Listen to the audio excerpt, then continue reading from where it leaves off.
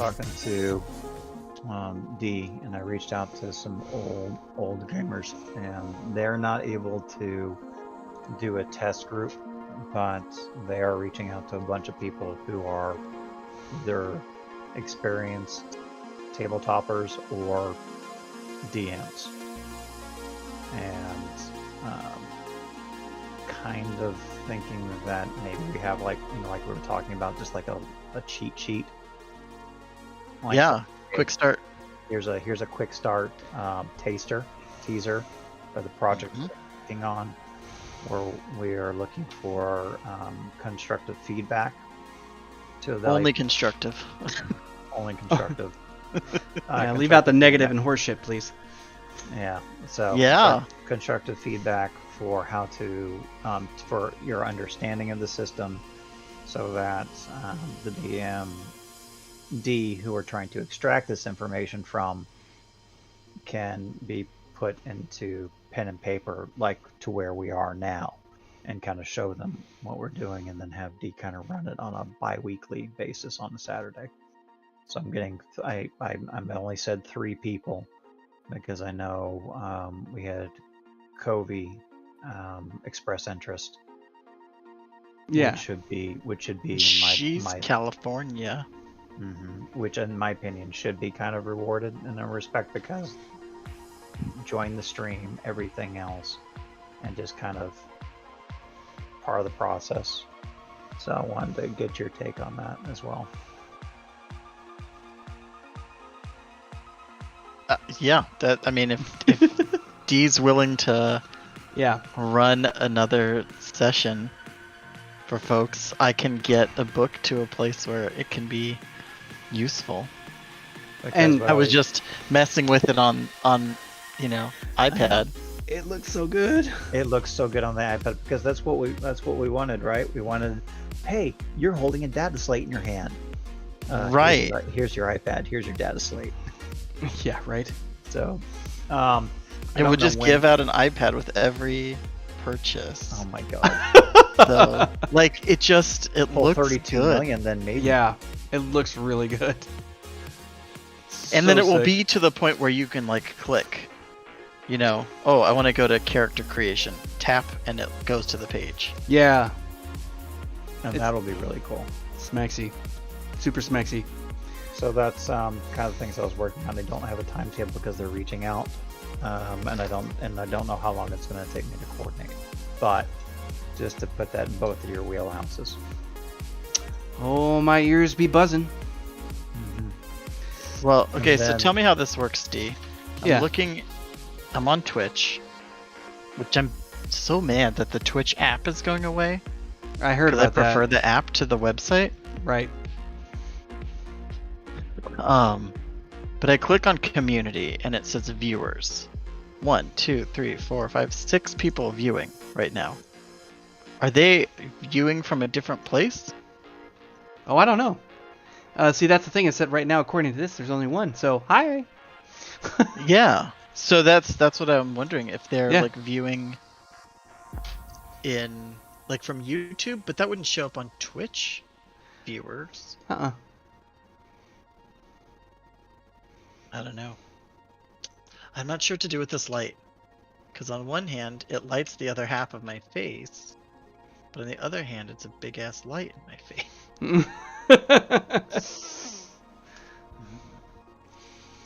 Yeah, I don't know. Oh, so in other news, speaking along those same lines, I got blasted forward somehow in the last hour and a half doing so werewolves need a little touching up and a couple of things added, and they're pretty much done.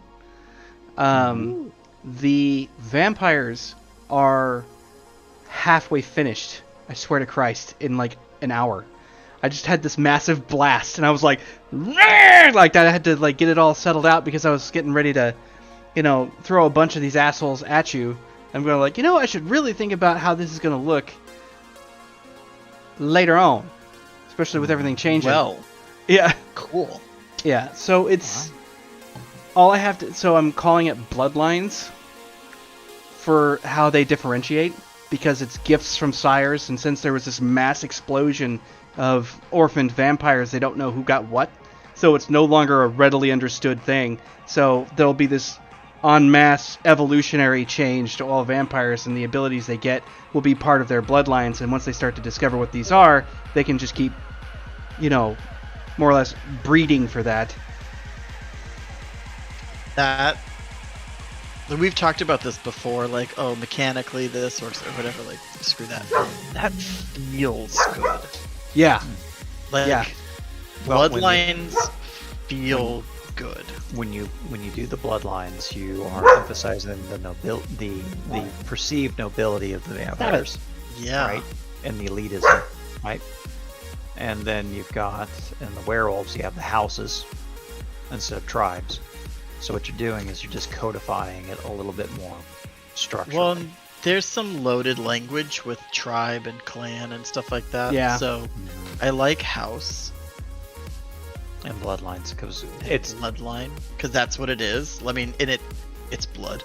Yeah. Like, it re-emphasizes that sanguine nature. That it does, which I thought was appropriate as well. I like that. Because what I really like that about that too is it sets up the opportunity for you to have a familial relationship, even if you don't have a social relationship. Right. You can be like, yes, I'm XYZ because of my sire, but right. I don't run with them. I'm not like that. Right. They all dress this way, hunt this way, whatever. That's not me, but I'm, I have to deal with that as a hereditary burden. Ew, millennial vampires. Ugh. Eric is technically a millennial. It had that fun. Like, or no, what Barrick is? What are our kids? Barrick is Gen. You can have that Z. Gen Z. Barrick is Gen Z because he was born in 2010. Okay, here's a dumb question. Yeah. This came to me the other day.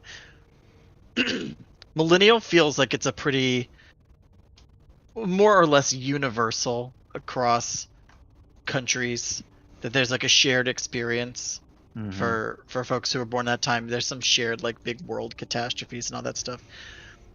But like boomer, there wasn't necessarily a baby boom worldwide. No. Post World War II.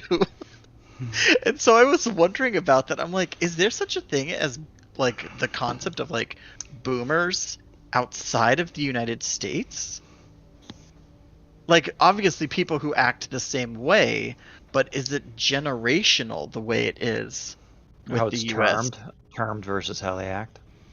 Yeah, like if you were to look at the band of people born from 1945 to 1960 in Japan or Russia or Australia or, a country in Africa, a country in South America, like, how much boomer is there? I don't know. That's a fair question. I'm not sure. This is the stuff I think about when I'm trying to not throttle a doctor through the camera when I know he's lying to me.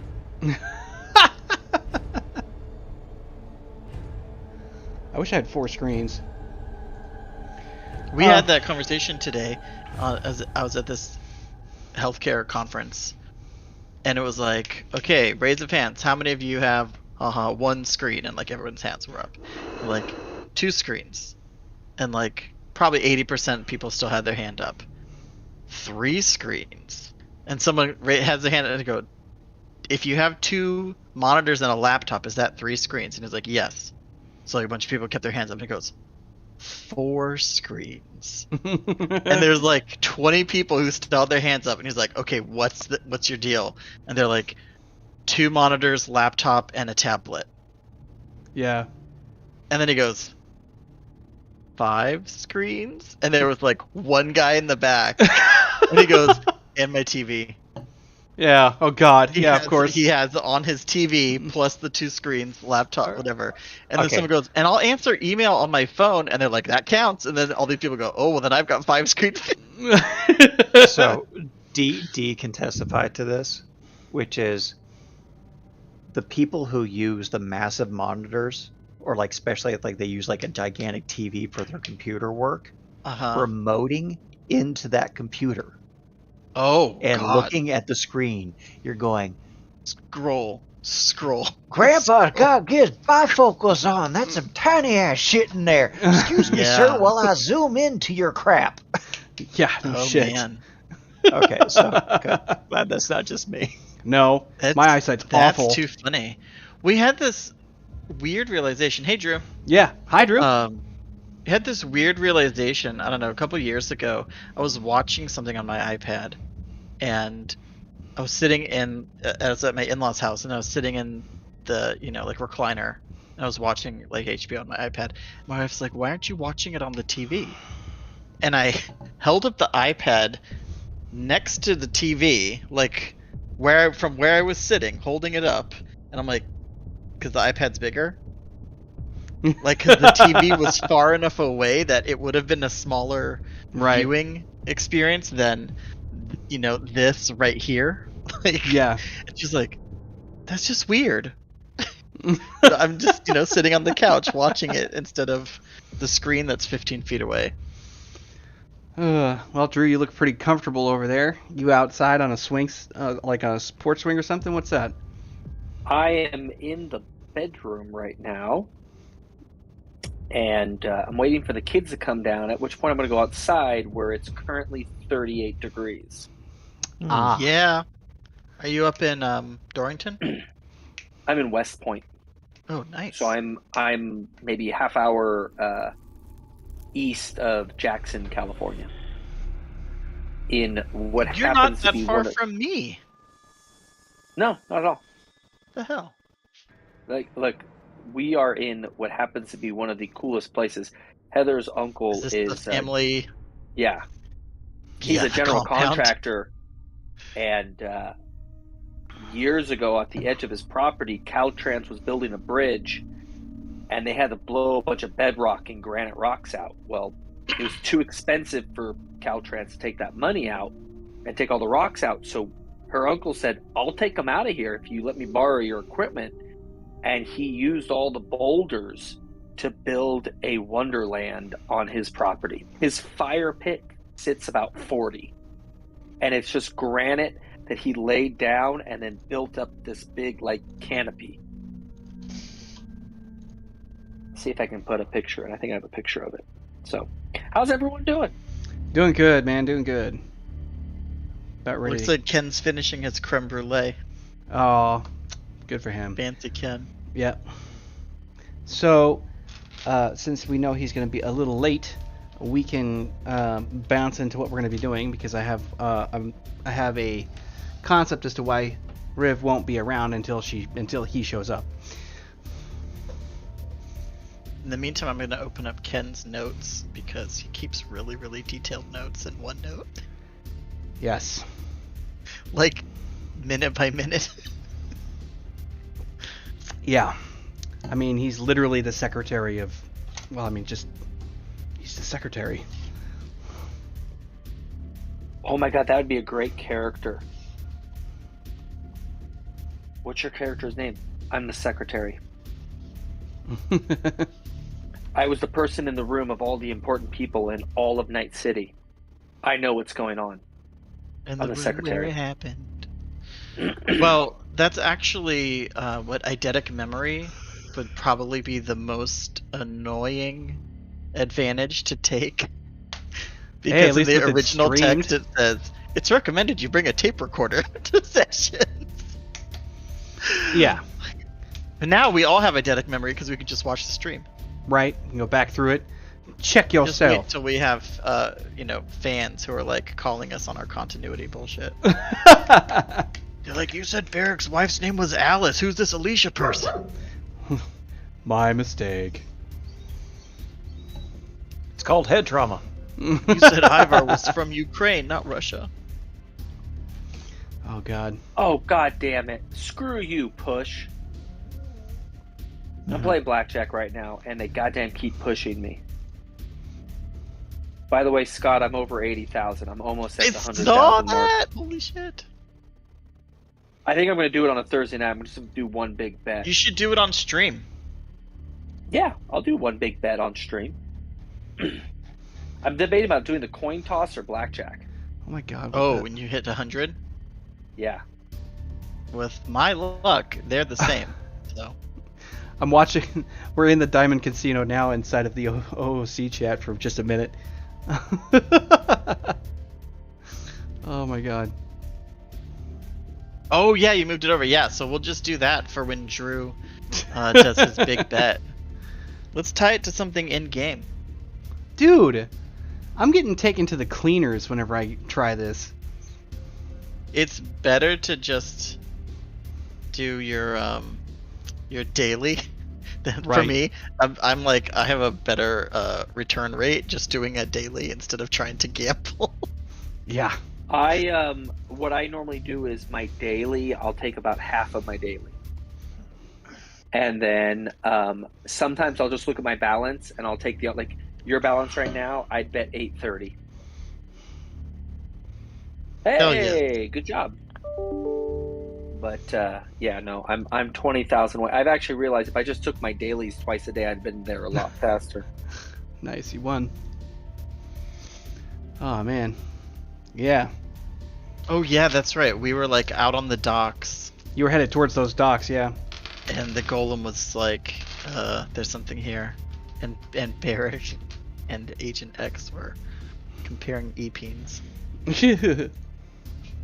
Yeah, I do apologize. I have none of my notes with me, so I'm flying blind tonight.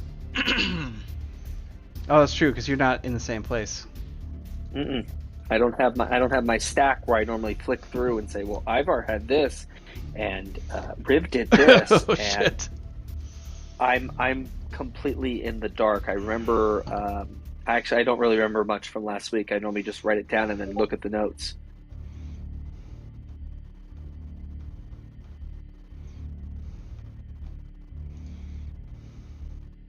Yep.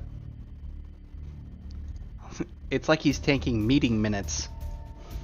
It's like, it's so good though. Well, D needs to write that story from our campaign. He can now. He's got Drew's notes. He's got Ken's notes.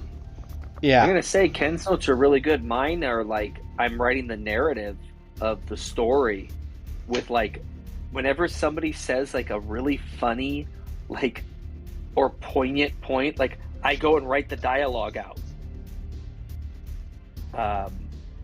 And then I'll be like, oh yeah, here's a couple notes of what we were doing, but this was really good dialogue right here. Ken's reads like the minutes from the White House. It's like he's really, really good at it. Yeah, he's pretty hyper meticulous. This is not a surprise. Having worked Hey, with you know him. what though? It's great. It's like it's got like because I missed that week, and so I read back to see what it is, what happened, and Yeah, but reading that along with watching the stream was really helpful. Yeah, but you add all those things together, that allows at some point to actually write a story out of this. Because every once in a while, I'll replay the stories in my head and go, okay, how would I frame this if I were to write this as a book? Like, what's the inlay of where you would start it? I've yet to figure out how to start it with, you get kicked in an alley and you're a bum and you wake up and you have to go for a piss. I'm not exactly sure how to start that story. No, the way that it starts is the prologue starts with a bum pissing in an alleyway. That's Ivar. Maybe that's the title of the first chapter. That's Ivar. So strange how it all revolves around him in some capacity sometimes.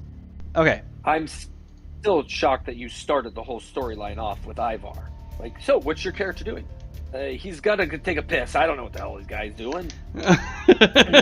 It started with a piss. Yeah, well, I mean, that's kind of his signature move. Okay. D, you have the stuff for Patreon tomorrow? Yes, I do have it. And matter of fact, I'm Yay. gonna check to make 100% sure, because I want that to go off without a hitch. So to all of our viewers, we'll be dropping a preview, 6-page preview of the core rulebook into Patreon tomorrow as part of the April reward. Yep. And then we'll start dropping other stuff. We're still discussing exactly how, but we might be doing some kind of a trickle for May for like weekly stops, shit like that. So check it out. So yeah, all right. Now that my brain has stopped trying to move a little bit. Closing down all the publisher, designer, all the things that are sucking all the RAM out of my computer. Don't need the CRB open. All right. So yeah, you were approaching the docks. Now there was yourself. You had Jekyll, Agent X. The crew was there. I think Alex was the one that made the trip, if I'm not mistaken. Mm-hmm. Yep. Yeah. And Alex brought ordnance, not just sandwiches this time. Yes, he brought weaponry and other kinds of backup equipment. He had something that was referred to as a war chest. He was going to keep that in place. So A double D war chest? Not quite. oh my goodness. Sorry, I've been drinking since 3. This should be entertaining then. It's like real Ivar has showed In up. character. You're in character, man. It's kind of like when the voice actor for Rick and Morty showed up, and he was just like, "All right, method acting." He even like had a trash can next to him. It's like, in case I get to a point where I have to throw up or whatever. It's like, Jesus, dude, it's going for it. All right.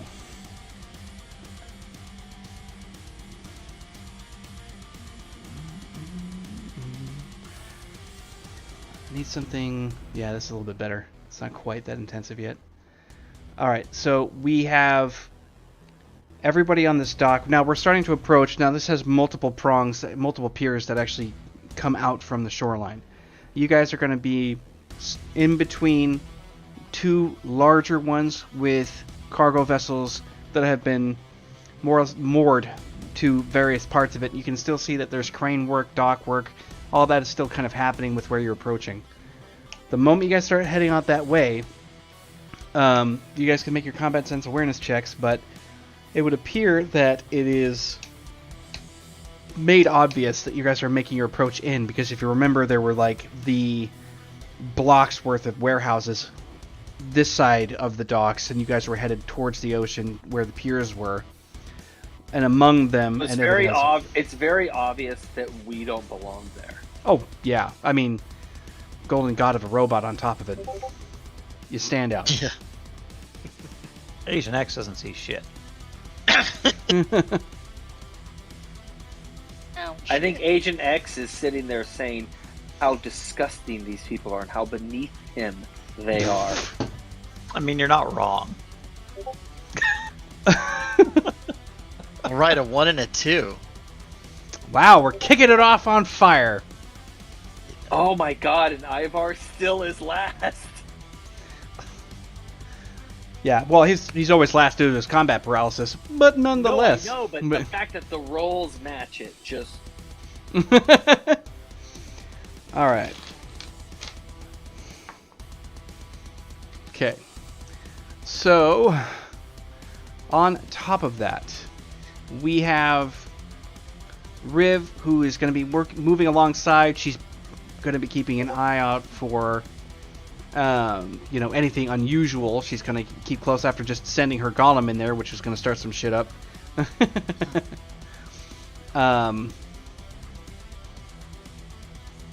we go. What happens next is very strange. She's moving beside all of you. Void is suddenly present. You can just see a shifting silhouette. Something occurs where he just kind of materializes. Think of like a line of mist shooting straight up from the ground and then expanding into a silhouette of a person There is Void standing there. Of course, it surprises Riv a bit. He just grabs her by the wrist. He's like, I will return you, but I need something, and I need your help. And she's just like, what? And then they kind of vanish out without a word. He almost got Scott.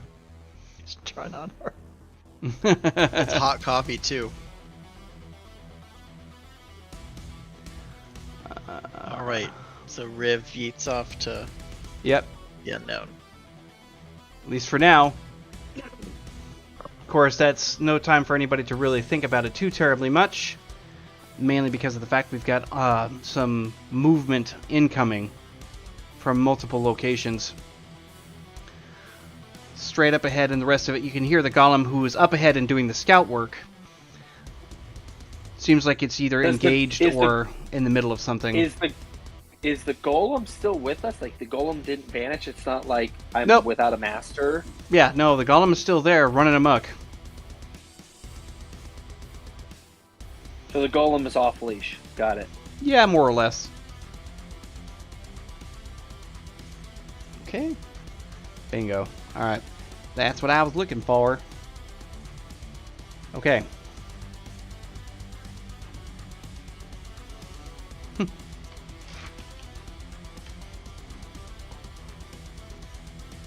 Now we have...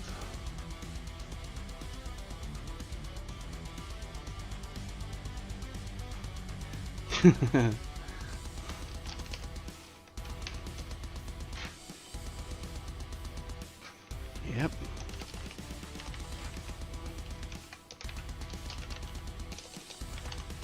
Alrighty, guys. Weird.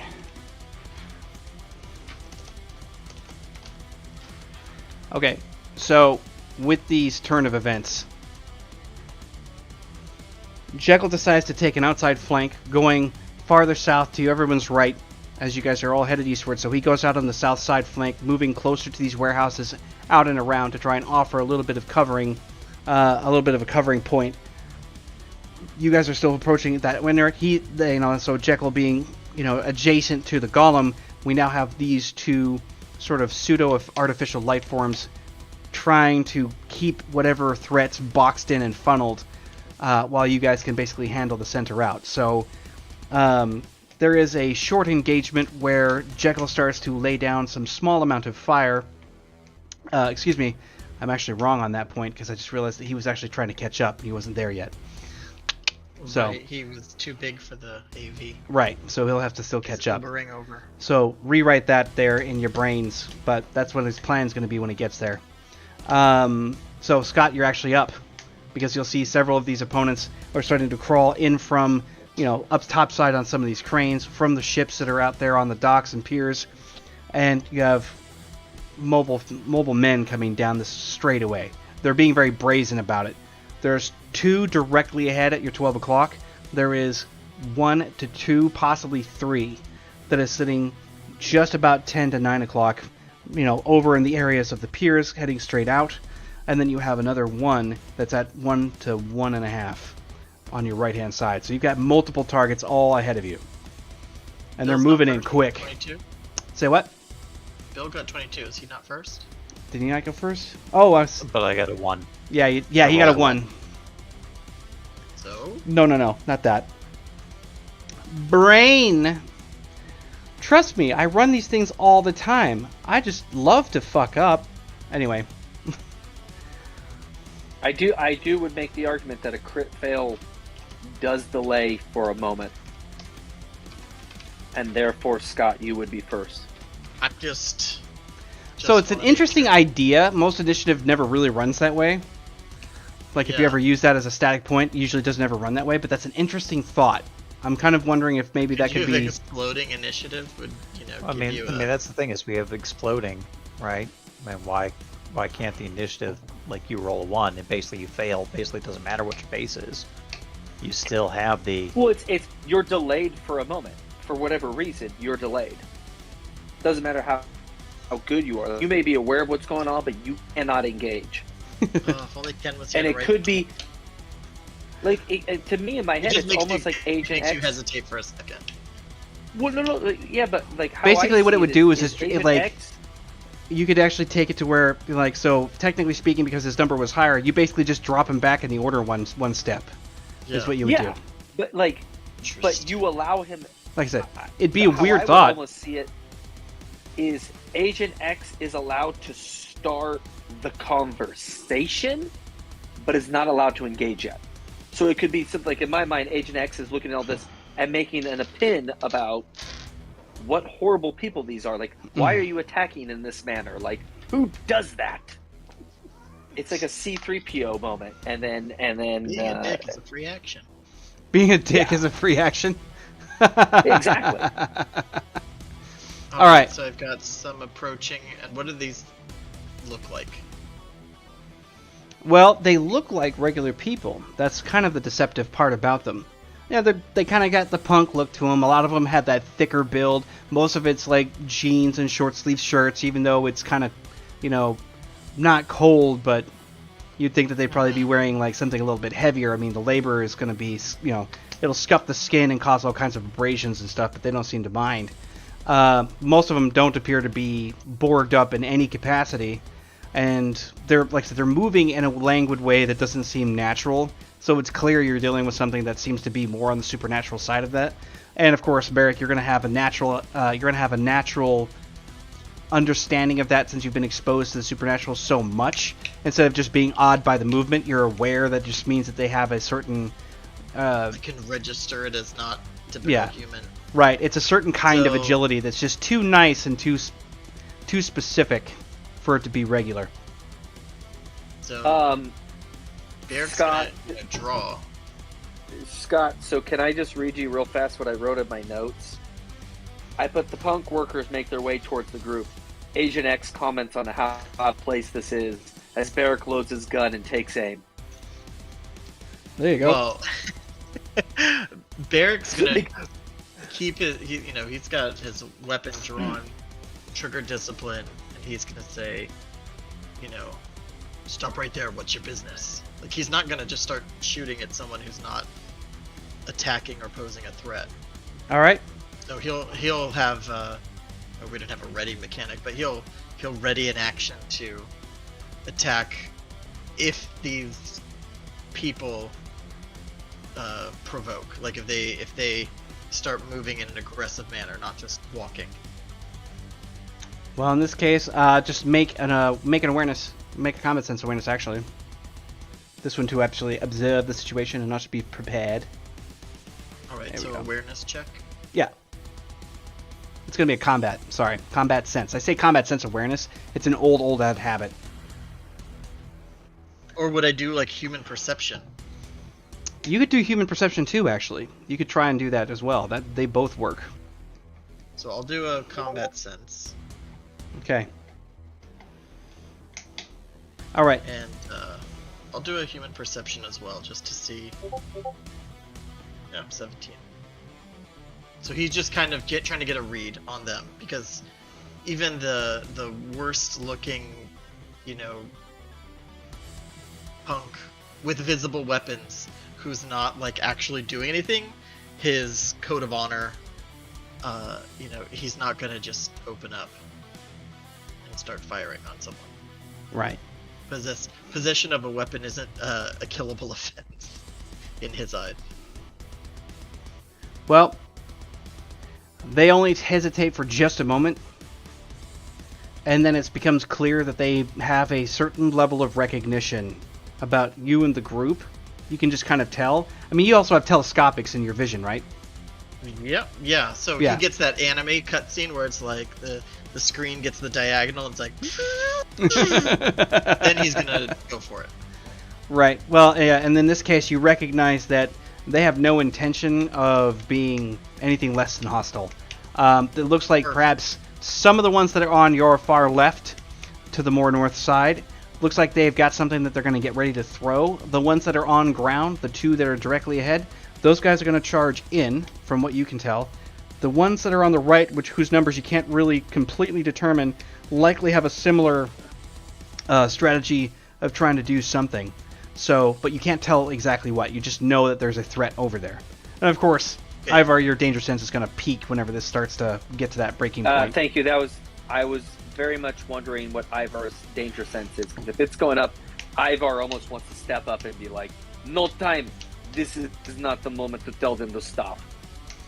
Right. Yeah, Either the way. second that they don't stand down, it's they do not. Okay. Hammer time.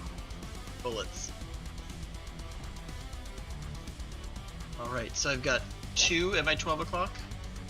Yeah, 2 at 12. Okay, so 1 to 3 at your 9 to 10.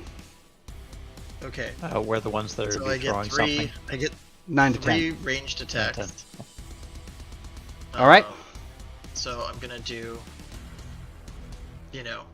1, 2, and then 3. All right.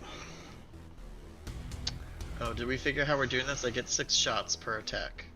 So I think we're doing it as bursts. In other words, for 1, 2, 3, you're doing 3 shots each, because you can do 1 or 3 on each one of those shots, because you got 3 attacks, right? Instead of rolling 1, 2, 3 for each shot. My rate of fire is 1 to 6. Yeah, for the we're weapon. treating it. Yeah, so if you end up like hitting that out, you basically can do a full burst, which means that you can unload the 6 shots in a single attack. You just have to deal with the fact that we're only doing 1 roll for the whole thing. Okay, no problem. Yeah. So, attack 1. Cuts down on the die rolls. That way you don't have to get like a small bathtub I full. haven't rolled attacks in like a month. True.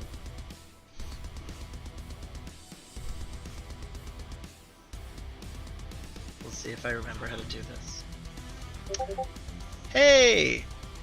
There we go. Damn, boy. Okay. And so that was on target 1 at 12 o'clock. Target 2. What happened here? You got a freaking crit. I know, but And a crit. Yeah.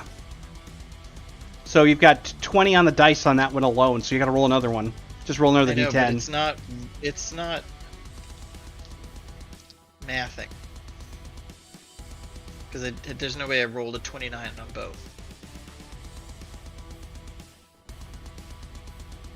Yeah, you did it right though, because it's the 1d10 plus 29.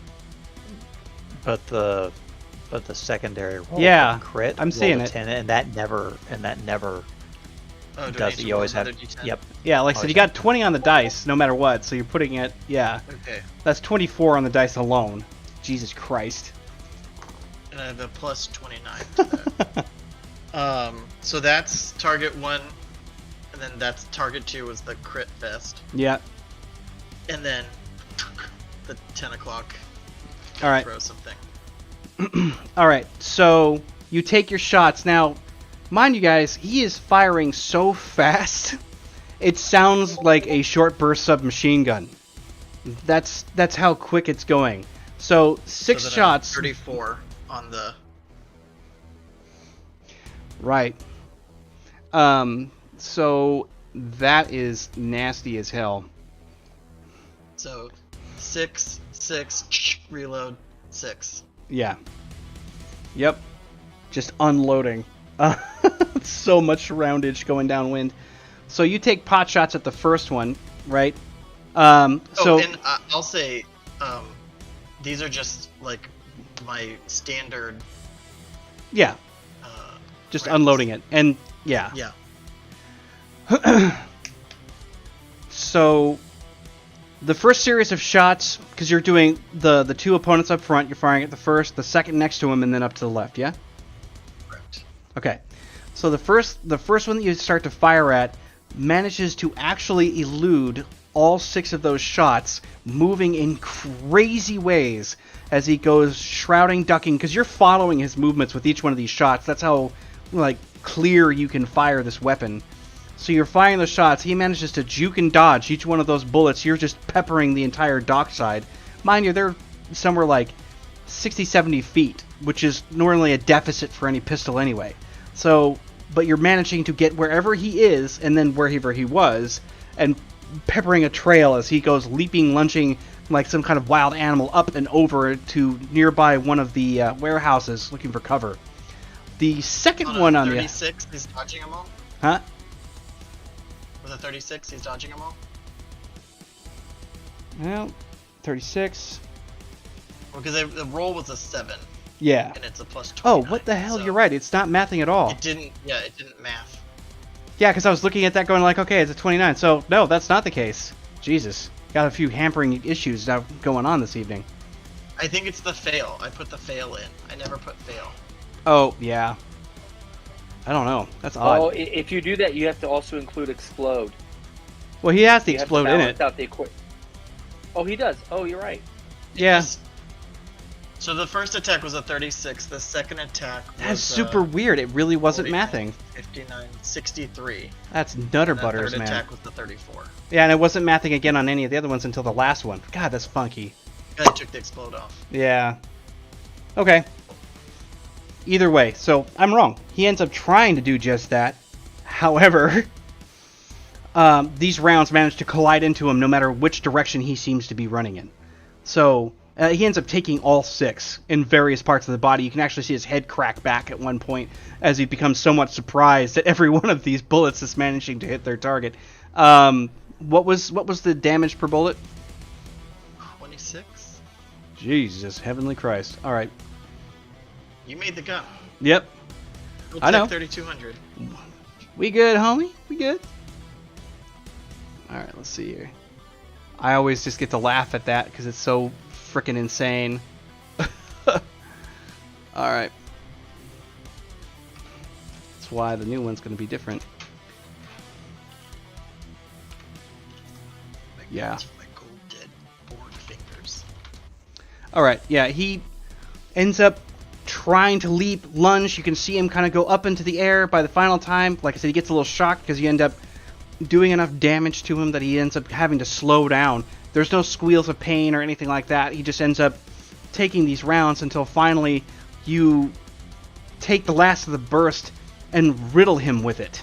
So he goes leaping, trying to get to cover, but instead he just ragdolls midair, hitting ground, sliding into cover. And it's clear that he's not getting back up again because, you know, those shots were horrendous. And then his friend takes 312 damage. Yeah. And that's not even like, there's no armor I have that can beat that. Even if he was just like, I got a harder armor, That's a dude. double crit. Yeah. There's just nothing. Yeah, you basically I rolled a 63. pulverized. Yeah. So for I viewers, just- when you do a double crit for damage, don't bother with the damage roll. It's dead. In my head, this is how this cinema just played out. Agent X makes his comments. Things are bad. Barrick already has his guns loaded. Cocks back and says, "Stop." I warned them. I said, stop right there. Yep. He Stop said, right there. "Stop," as the barrel's coming up. Once the barrel reached the shoot position and they were like taking a step towards him, I told him to stop. He begins to fire cop style. One Yeah. of them falls to the ground. And thus the cinema continues. Yep. You're just using normal ammo, right? Not the Yeah. hollowed rounds. Okay. No, I'm just using normal ammo. Yeah, she's just using regular ammunition. That's like any cop. I just used a normal shot. It was like 12 shots. It was just a normal shot. Right. So the next burst of fire comes out. The other one doesn't even get a chance to do much of anything else. Since you were taking shots at the one standing next to it, it decides to come at you in a straight beeline trying to get to you before you can round your next series of shots. Which unfortunately does not do him any favors. Because you grind through him from navel to forehead, going all the way up. And just like all the way out. You just see the peppering going up all there. And he ends up doing this crumple where he slides on his knees like he's trying to get into home base. And just goes... That's just what's left. Oh, I mean, you can definitely see the wounds. There's not really a significant amount of bleeding, given the fact that they're already dead. And it's clear to you that you made the right move. You end up doing a rapid combat reload, which just, you end up dropping mag, flicking out, popping it Way in. to have the thingy. Yep, exactly. The cool, what I wrote down, cool bullet belt thingy. Yep, so you just go flick, slick, and then you're back up again. And the one that was coming up from your 9 o'clock, your 10 to 9 o'clock, that little variance there, he's coming up, he's got this thing going up like this, something is in his hand, and you already have your beeline shot. He's a little bit harder, but even so, with your 34 there, holy crap, that one actually manages to make it. So you end up firing these shots. You see him duck down. The shots pepper the outside of the, like, whatever, like the cement coverage that he's basically hiding behind. It's near one of the crates. It's part of the warehouse that's further ahead. But he's kind of taking this odd angle, but you can see where he's at. So your angle of fire was good, just couldn't get through the actual concrete. But he was not able to release whatever it was that he had in hand before trying to duck before getting hosed down. Hey, no problem. Let's hope he pulled the pin first. It's only if he releases the spoon that he's going to be in trouble. There you go. Alright, well, so Agent X, you just watch Barrick hose down 2 of these targets. Is their first time? Yeah. Agent X, you watch Barrick hose down 2 of these targets with ruthless efficiency. No, like, one singular warning. It actually brings a little tear to your tiny hit mark heart, because you always give them the chance, the opportunity to surrender, and if they don't take it, you annihilate. That's been the original programming for forever. But he manages to do just that, and stops one of them from releasing some kind of explosive or ordnance from the top roof. But so you are up. Is he still within sight, or is he's out of sight? He's ducked below, but you know where he is. Okay. So, Agent X is just he's gonna casually just lift his arm up, and then you just see like the suit harden. Yep. From the cloth into like the metal, and then it burns out the arm. And he just looks at Barrick and goes, "You could have used more efficient rounds." And then referring to like hollow rounds. I could just see him being like he's like they are bloodborne deviant. There are better rounds. And then he just his arm puts and he fires right where like where he ducked under. Yeah, right where he ducked under. He's gonna he said there was another guy up there too. Possibly anywhere from 1 to 3 possible targets. There was just one that emerged. There was movement up there. Everybody kind of caught it, but okay, hard to know. So so we've got the 2 targets, and then we've got unknown. Right. So he's essentially gonna fire at the proximity of that wall. Yep. 3 rounds. Okay. Because he's got his 3 ranged attacks. Right. So pow pow pow. 20. Mm-hmm. Watch him get ones. Be a smartass.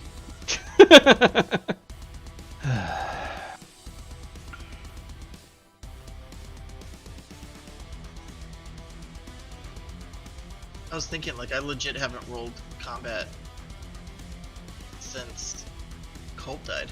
It's the last time Barrick fired a gun.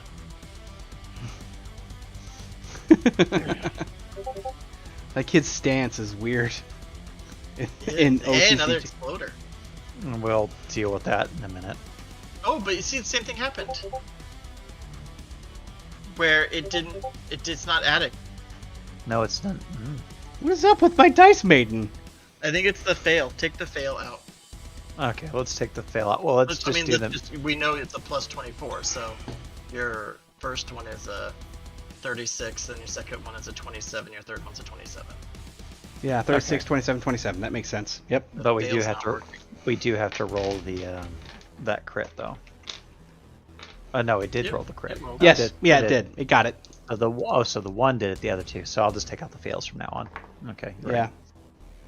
All right. So he does like the huge blast. So you like kind of see like the arm kind of like overcharge a little bit, and then blast off towards that, and then the other rounds will go right after it.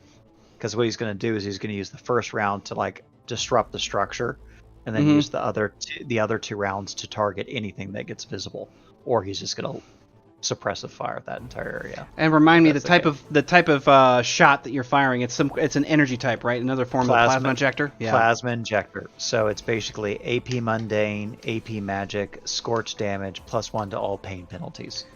Ay, ay, ay, ay, ay, ay, ay, ay, ay. Ew, what? He's a hit mark. He's an advanced hit mark. Eric's like, yeah, more efficient ammo. Does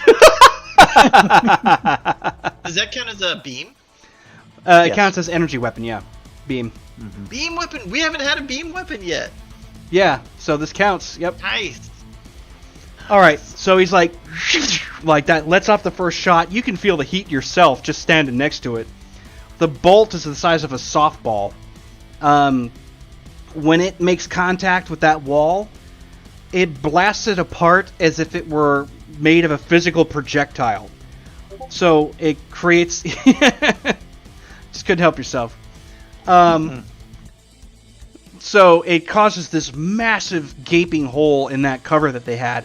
Of course, the debris and the spitting concrete that comes from out of that is all red, cherry red hot. It's raining down onto the ground below, and it's blasting out over the roof. You catch a very surprised look as one of the targets on the other side happens to look down to see that most of its right leg is missing from where it was hiding under cover but could not be seen. The second blast goes rippling past that hole, smashes into the target, causing it to literally turn to dust. Just goes ripping right through it, and it's just ash. One of the others that actually goes to stand up tries to make an attempt at getting out. And he said 27, correct? Yep. The shot goes wide, but only because he manages to move quite quickly and get the hell out of the way before that bolt comes ripping right through him too. But there's just this cloud of dust, red hot, like debris and smoke coming from that concrete ledge that's up there up top. And yeah, basically that upper cover area is fine. And then there is a minor moment, like just a half second. Actually, it won't happen until just now. So Ivar, I believe those are all your shots. Yes, Bill? But he also has his melee master. Mm-hmm. So he is. So all of a sudden, you just see the ejector. So there any more? So there's just the one physical target that dodged out of the way. Well, yeah, he's out of sight because he went around. Oh, he's out of sight. Yeah, he's gone. He was basically like, fuck this and left. So there's no other visual targets. Not that you can see, no. Okay. So Getting hit marks. He is just going to. Well, he's actually going to do exactly that. He's going to do his motion sensor. Yep. So I guess awareness or combat awareness. It's gonna be combat sense at this point. I can't. I do the same thing. I've been playing this too long too. Jesus. Oh my god. Old school Cylon. Mm-hmm. Okay, so that was, let's see. It's so much easier when I don't have like 30 sheets to deal with.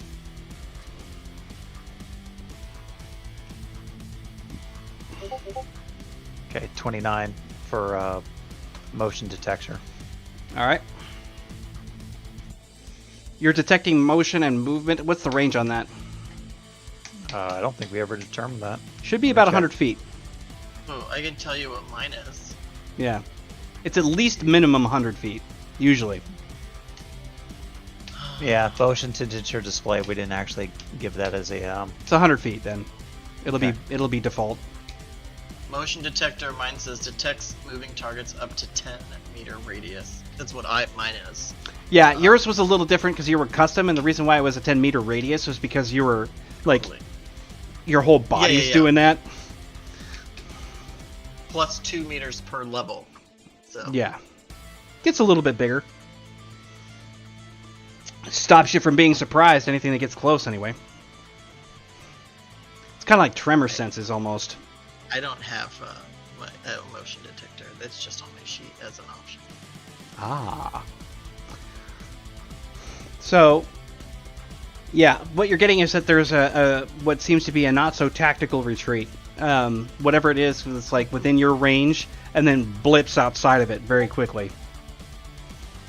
At the very corner of your 1 to 1.5 o'clock here, on the far right-hand side. That run away, yeah, for sure, because they're not going to want to get involved with something that's that powerful if they can avoid it.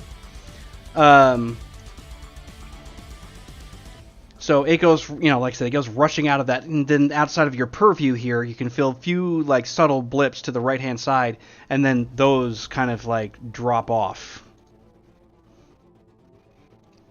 But nice. The fight is definitely not over. You can actually hear some kind of like clattering and clanging from somewhere else. So it's going to be slightly quiet for a moment. Well, that works. But you guys are going to have to move inward because clearly there's obviously some more stuff going on, but you can't really tell exactly what or where yet. What's the goal of doing? Well, you can't see it, but you can definitely hear that it is engaging a target, and likely the one that went running off the roof. Because he was covering the left flank. Yeah. He's basically getting into a fisticuffs fight with this one that was trying to escape. Didn't know that it was there. Let's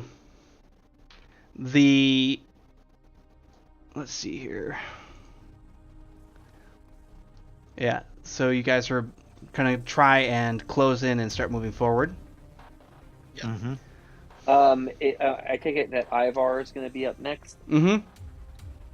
Ivar, just through all of this, watching the bickering, doing his, trying to be more aware with his danger sense of what's going on.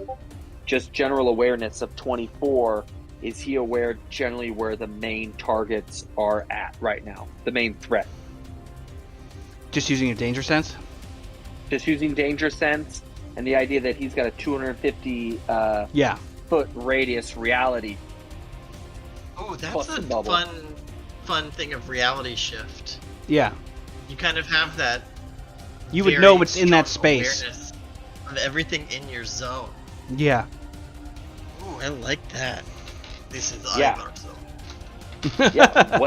What is Ivar aware of in his 250 feet of I'm going to fuck you up right now? Just in this, like, Barrack fires off, Agent X comes in and is like, no, this is how you do it. Ivar walks in with the no, this is how it is done. Barrack's gonna EMP Agent X in his sleep. Break ya.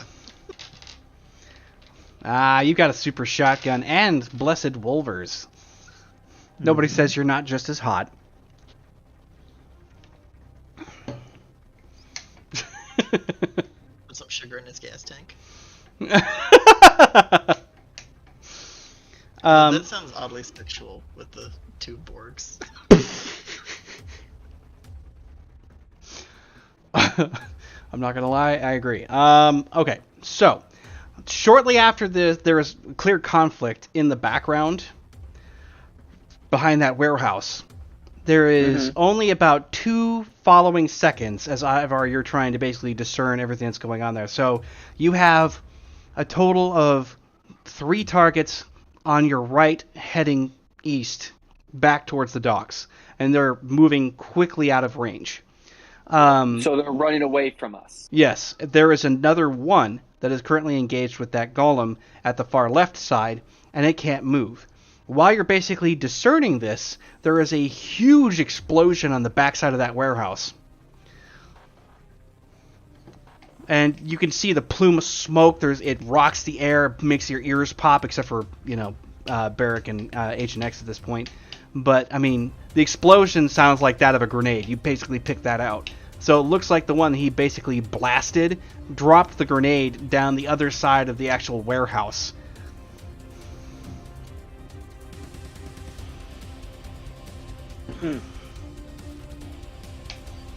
All right, so you guys go moving forward. Ivar, like I said, you've still got kind of you have a moment like this round to make some kind of an effect against the ones that are trying to retreat, going right side headed towards the east, out towards the shore.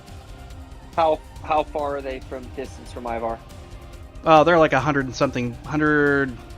They're 100 within range then. Yes, they are. They're within 175 feet. Moving Ivar, fast.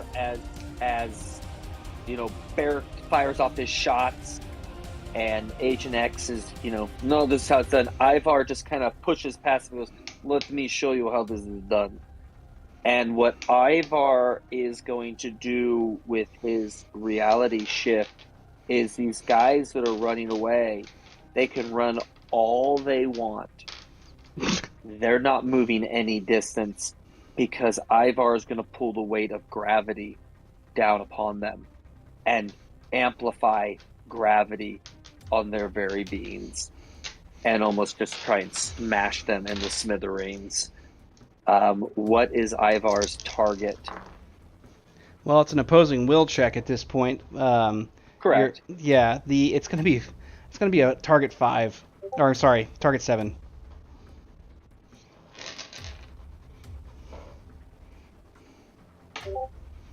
Four degrees of success.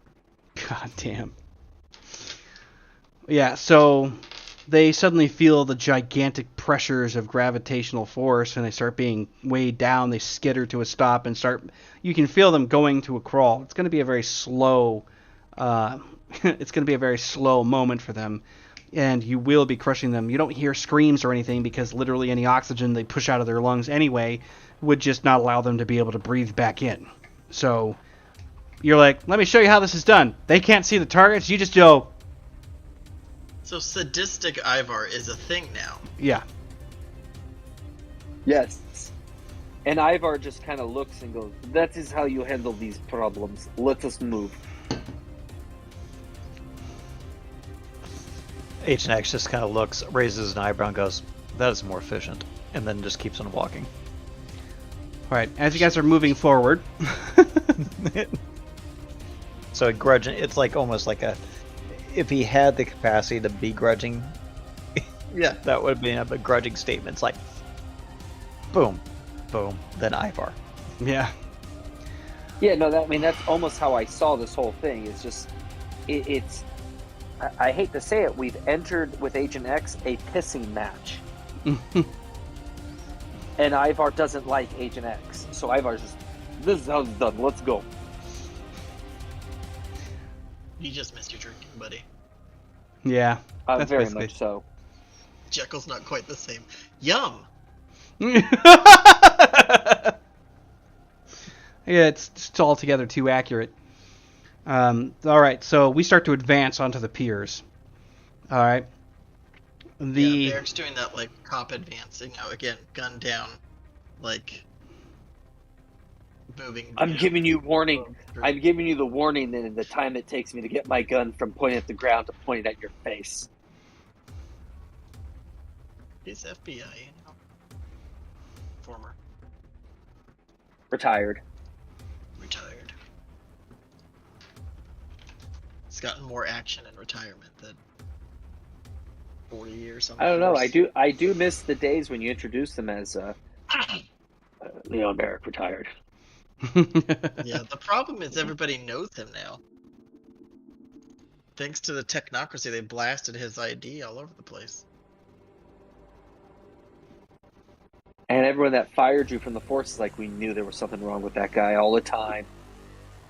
Even your friends are disavowing you. Oh my god. Guy at the coffee shop says, oh, I never liked him. Okay, Agent X, combat sense, real quick.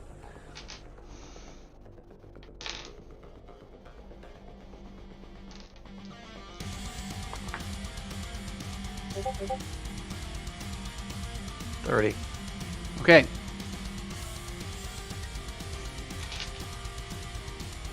You happen to catch the one that you end up sensing movement from two separate locations.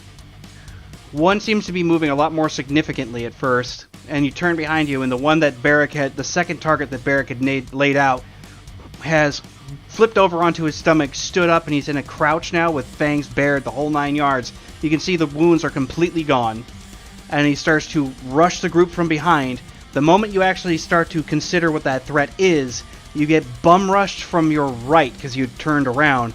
The secondary target that he had hit had also done the same thing, and you're tackled from the right-hand side. So the crit pinata got up? Yep. Are we doing a dodge roll? Or is with the combat sense awareness, was I caught off guard? You were caught off guard. You can still try to do, but you still, like I said, you still got movement on both ends, so you still have the dodge. Thing is that you're gonna get like tackled from the side if you can't juke it. We're gonna have to roll that dodge then. Yep. Roll that beautiful beach. 35. That's a nice dodge. Nice dodge. So I guess I need to do a secondary dodge because I'm getting charged too, right? Yeah, you'll be doing the second one because he'll be rushing up you because you've got one card. You have to basically juke the first and then juke the second. 30, 35, and 30. 30? Okay. So you manage to bypass the one nearest you. He comes swiping at you, doing some kind of a feral run. He basically moves side. You move to the side. He goes past. The other one that was charging at you as you're preoccupied ends up doing a half leap over the top and just hits you full on. All right, and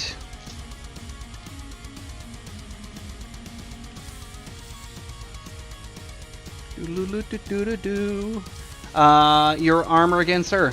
Oh, you're on the Yep, you're on the 2.3 or the 3.5. Yay! I don't have to do this weird numbers game thing. So we have null, we have null magic, 55%. Yeah. Self-regenerating.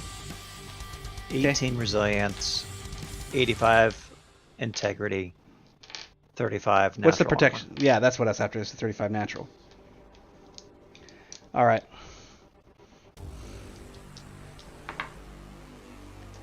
All right, so he ends up digging claws directly into you and shredding up the back and chest area. It is not enough. Your resilience was an 18, correct? Mm-hmm. Right. So you don't have to worry about an integrity issue, but I mean you can actually detect the damage.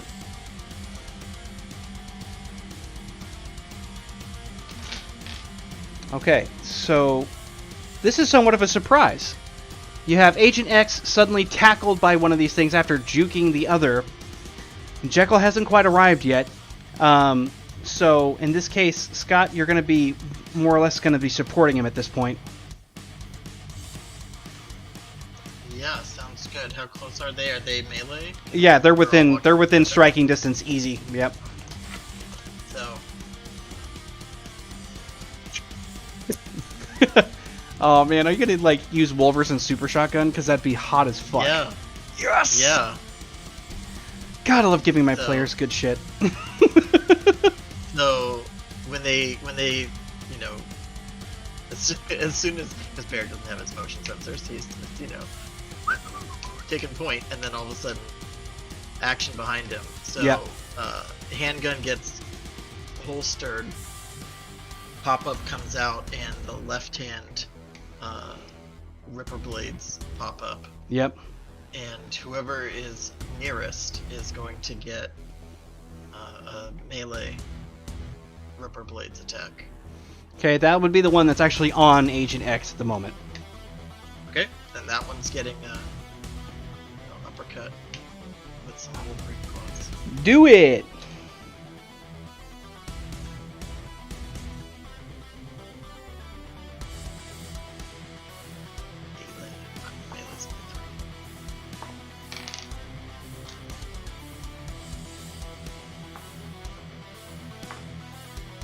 Oh my god.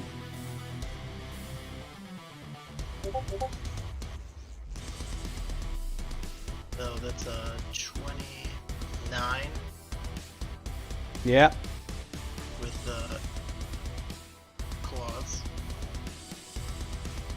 And then, so I'll wait to see how that resolves. Yeah, so you swing at it. It manages to notice that you're basically bringing something of divine nature near it. You hear a hiss, and it leaps off of Agent X immediately. Okay. The swing doesn't clip him. No problem. And then tracking shot. You're following it? Yeah. Okay. With the shotgun blast. So I'll have to re-roll for that, which is interesting, because... Alright. What you get? I was rolling for the other one, because I thought you were going to take a pot shot at it. But you're focusing on the one, which is perfect. Yeah.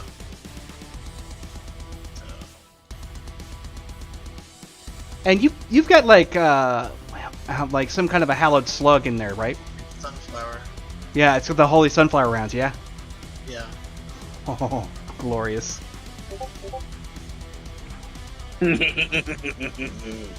Woo! Yeah, yeah. So he's gonna, threaten with the claws, he leaps off, and then he's just track, kaboom.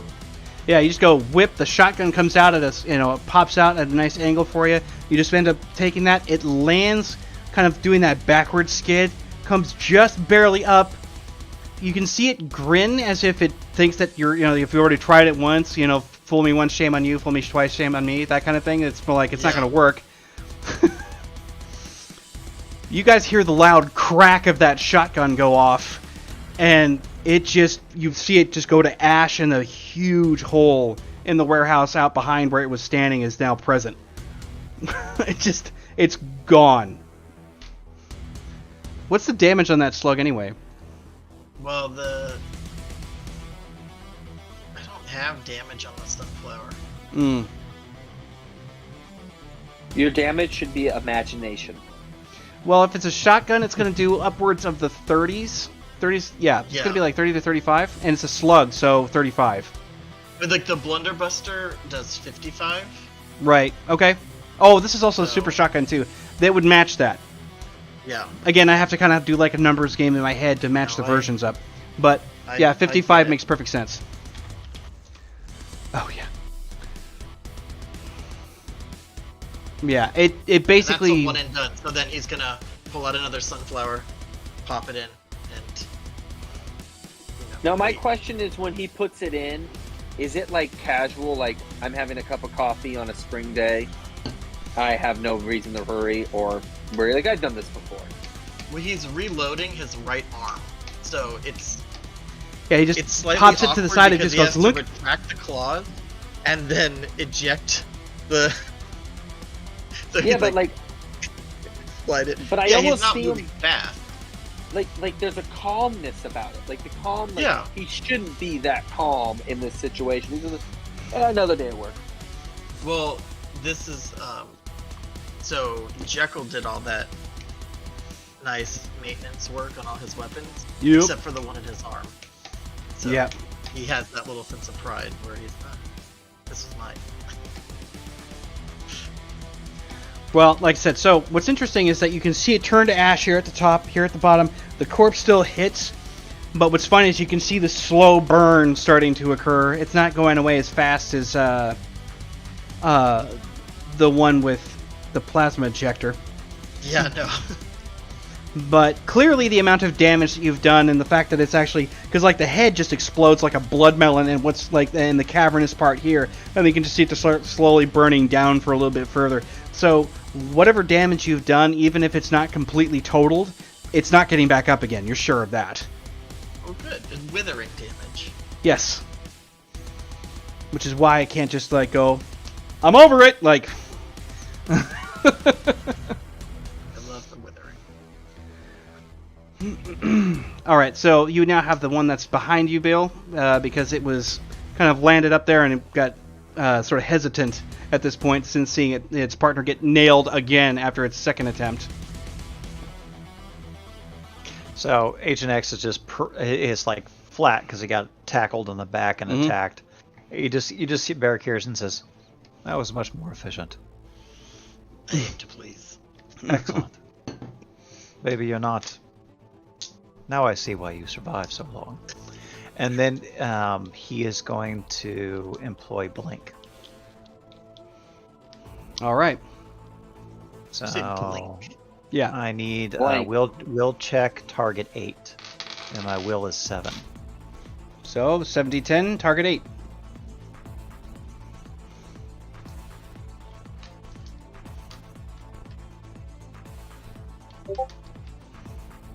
Good enough.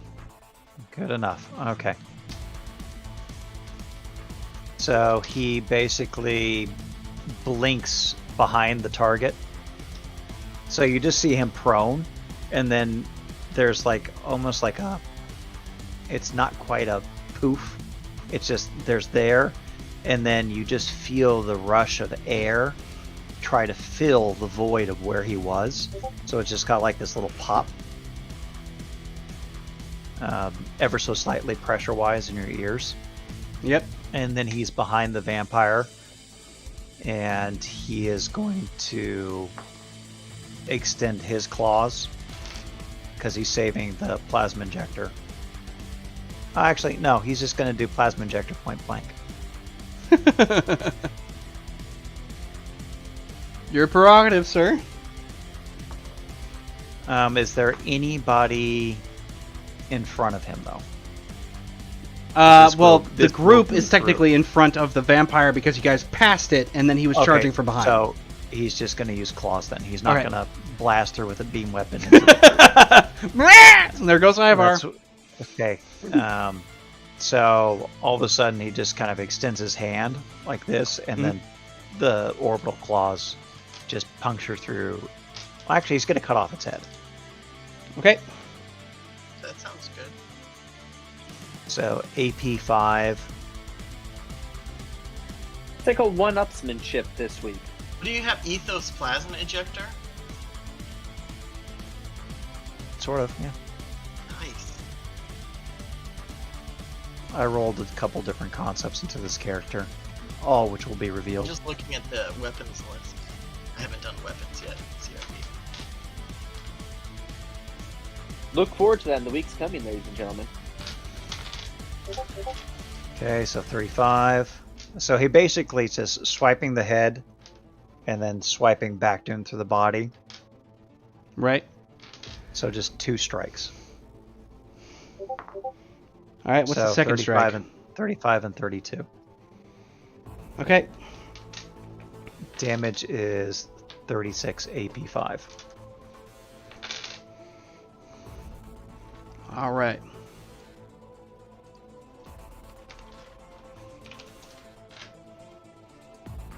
You know, all's fair play with getting swiped on the back, right? So Yeah. the cut to the attempt to swiped. decapitate. Yeah. Right? Then he left. Oh god.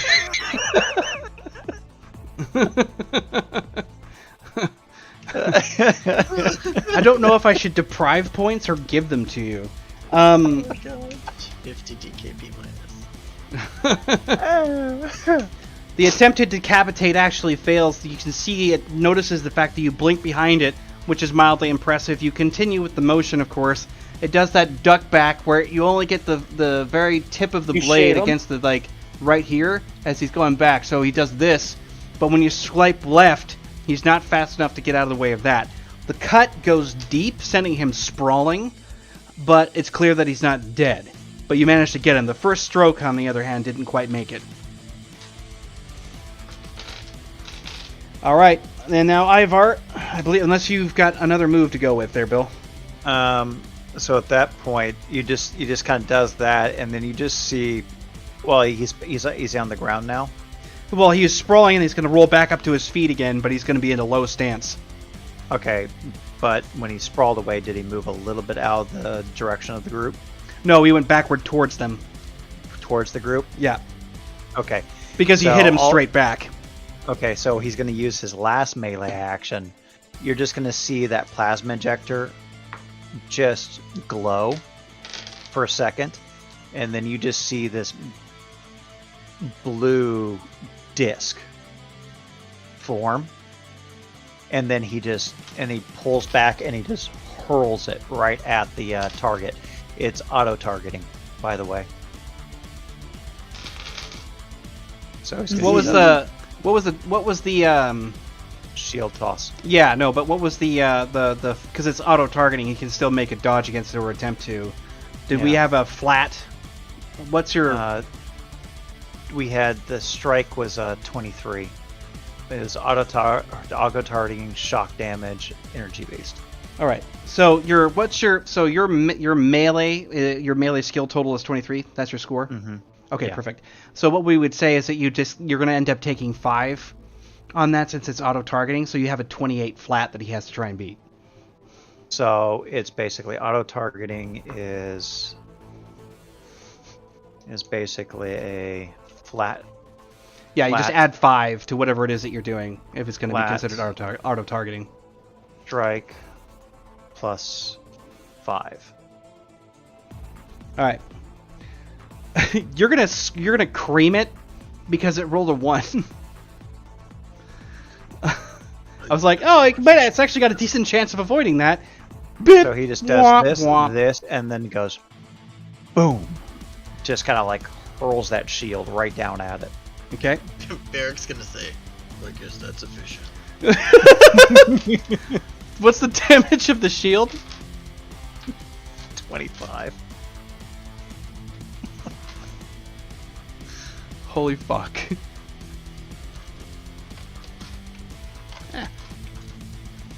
All right. And So stay down. it goes like that, and of course it's gonna be double damage on his part since he wasn't able to take any of it. So he gets pelted with this thing. You hear a bone-shattering crunch as it gets basically pummeled to the ground and then goes rolling between Ivar and Barrick. He just it goes rolling out between that, and the shield goes up, over, and comes back, and you just basically make it disappear, or it becomes re-enveloped onto your arm there. Huh. He's done now.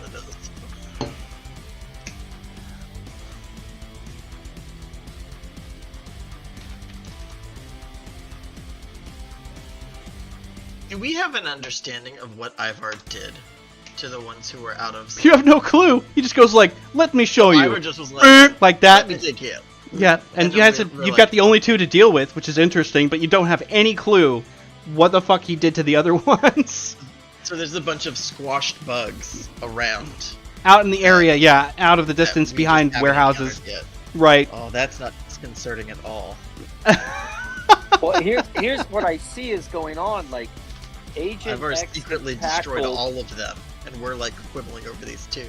Yeah, and I see Barrick, and I just see Ivar keep walking. Like, Ivar's on a mission right now. I don't know exactly why he's on a mission, but Ivar's on a mission. And what I'm curious right now, what's the weather?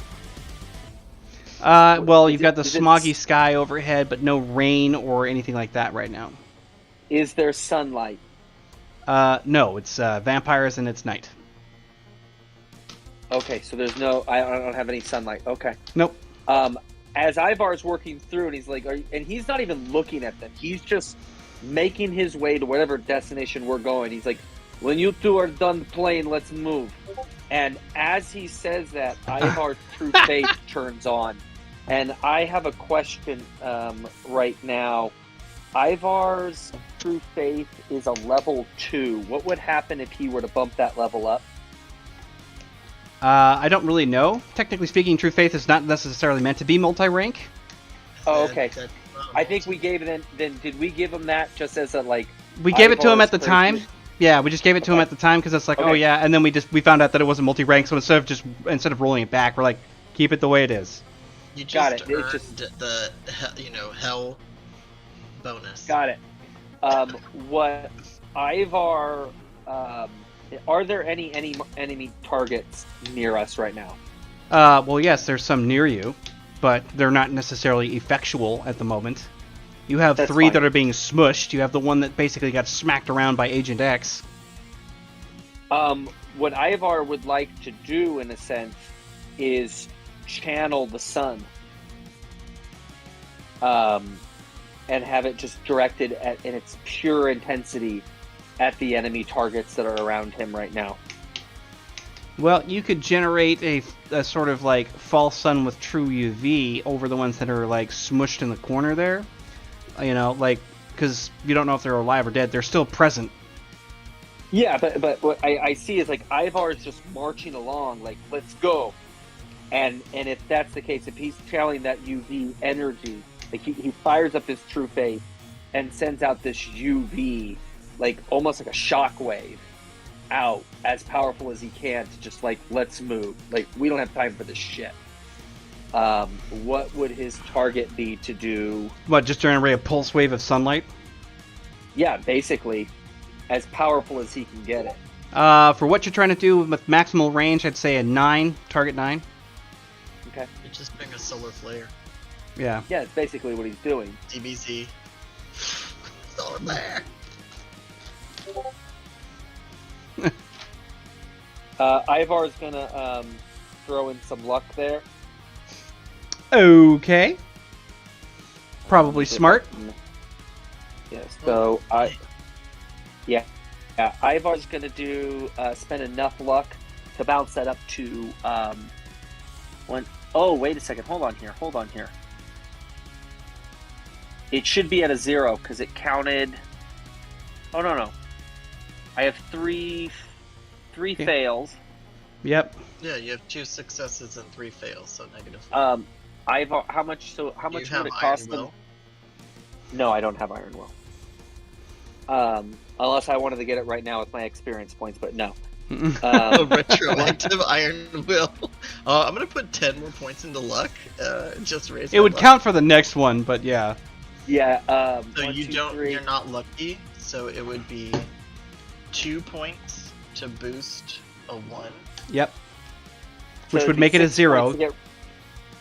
It would take, so if you want to get 1 success, all you have to do is boost 2 of those 1s to basically That's 2s. -4.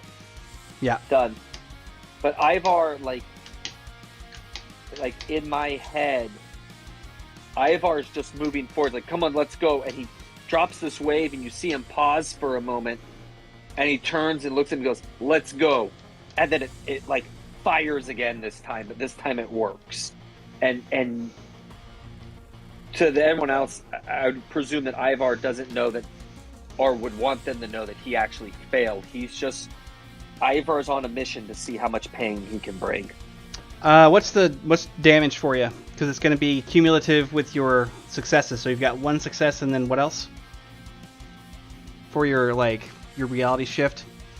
Because I remember it being will, and then it was like will multiplied for the overall power. Let me find out here where his power is at. I have a 250-foot radius.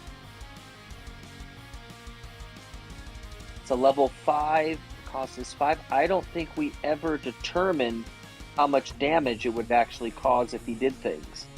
Well, we've been running it for a while, so if I'm not mistaken, I believe it's his will stacked on every one of them. So he's got 5, he's got a 10 will, that means he's got 50 damage baseline for anything that he's doing, okay?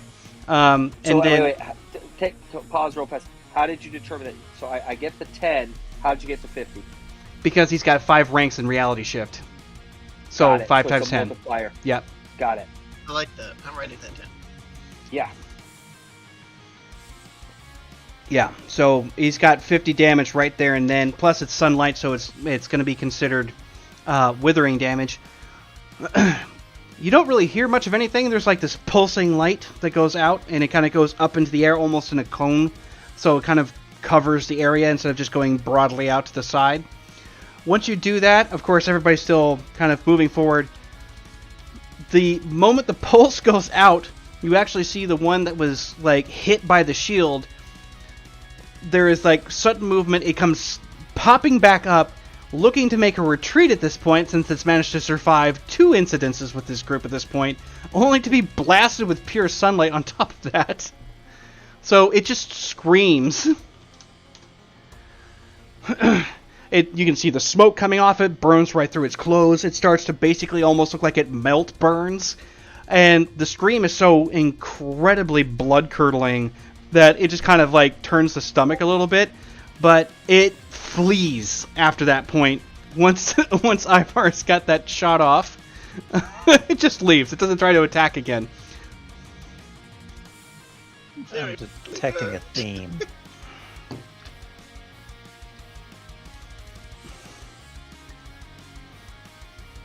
You mean the fact that vampires have to have special shit going on, or they come back a lot? Yeah. Well, they are the most annoying deviant. Yeah, so... Well, holy stuff seems to work wonderfully. Yeah, the remains of the one that was on the ground next to you ends up incinerating the rest of the way. It goes, so that one counts as 1. We're not here to count. Because We're here Barrick to is finish counting. the job. Like, they basically, like, wiped that fool out 3 separate times, but the kills actually... So this is what's cracking me up, is the fact that, you know, Barrick has got the wounded pride. Agent X just is completely indifferent to the entire situation. Ivar is perceiving a pissing contest, and X is just going, And well, they are somewhat efficient. it's, Yeah, it's a fun combination. Well, it's where I think we all learn, you know, Barrick and Ivar already have the relationship, and it's almost like we all learn to either respect one another so we can work as a team and we move forward. Ivar just keeps walking, but he now has this curl of like, he's enjoying himself. Yeah. Alright, so you guys are starting to move towards your target because you know that there's more. As you're moving along, you finally cross the last bits of the warehouse. You can see the golem comes around the corner, does this thing where it peeks its head out like this, says nothing, as you guys are starting to move along. Then it moves out. You can still see that it's got some, like, shrapnel in it from wherever the grenade explosion obviously hit very close by. But it starts to move close to where you guys are at. All it does, it doesn't speak, of course. It just comes walking up, looks around, looks to Barrick and just does this. And then, like, follows behind him. Barrick is gonna to like hold up his hand, and he's gonna like he's like trying to like. Right. The golem just like looks at what you're doing, on. and he just like puts its hand on your shoulder. Like you just see it lean forward, and he goes, That was worth trying. Riv took off. I don't actually know if you can understand Bart's speech, but yes, okay. Good. We're going this way. and starts walking alongside you. It was worth a try. Yep. So funny. You're like, do it! Do it! Squeeze a little harder. Alright. Over the next minute, you guys are pushing into those docks and piers. You can hear the sudden burst of what sounds to be kind of like boosters. I love that one. Do it! But you can hear the sound of what seems to be like intermittent bursts of boosters. And like engine? kind of, yeah. But you can hear this like glide effect, and then right after that, you can actually hear on comms. It's just like, I apologize that I'm so late, and then you just hear the, like the puff, puff, puff like that, and Jekyll lands nearby where you guys are standing. It would appear that I've missed some of the fun. Agent X just looks at him and says, were you delayed on LaGuardia? Thankfully, I don't have to worry about much traffic. But I am here now. Can I get a progress report? How many more enemies are left? We're moving that way. Enemies that way. Let's go. They are spilling from the ships and from the buildings. Unknown as to the number. Should we just sink the boat? That would be the most efficient way to do I things. highly doubt that anything less than more than one boat would actually be employed for such an operation as this. We could end up Perhaps doing we a great can deal just- of damage without actually being effective. Perhaps we just make the boat go boom. How close are we to the ship that the enemy is suspected to be on? You're still looking maybe another 100, 150 feet out from, like, where the His shoreline range. is. You're just in it, because, like, where you guys are coming across, you have the shoreline, the wide freeway roads that are going across, Yeah. and then you have the Well- piers out past that. Well, because what I'm generally curious is, could Ivar use his... To what degree would it take for Ivar to use his gravity to just crush the ship like a tin can? You would need to be able to manipulate that, and it would be... You'd be looking at target 10, threshold 6. Yeah, that's what I'm thinking. I mean, it's definitely a major feat. Can Ivar begin to prep for that? Yeah, you can try an extended roll if you'd like. Yeah. Ivar's just looking at this ship and he goes, "That's the source of the problems." And he's looking at Agent X in this like disdain, like, I don't want to talk to him, but I have to get the information I want. I mean, if you crush them with gravimetric forces, that should be efficient. Can I crush you too? You just see like a sly smile. I believe Jekyll would be unhappy with you. Ivar likes Jekyll. Jekyll's nice to me. And you just see Ivar turn, and he's not really looking at the group, he's just looking at the can, and you see him squint a little, and he's beginning the roll. I see you looking at that Jekyll picture. Huh? Oh, I'm checking over his weapons and sheets and picture. Yeah, I've got that, but I've also got his old sheet, which has all of his old weapons and stuff. Nice. So Ivar's got. Ivar's going to bump that 9 up and take 3 degrees of success right now. We're going to bump those numbers up. Ooh. So you're doing an extended roll, yeah? Yeah, he's doing an extended roll. All right, finish up the extended roll, see what you get.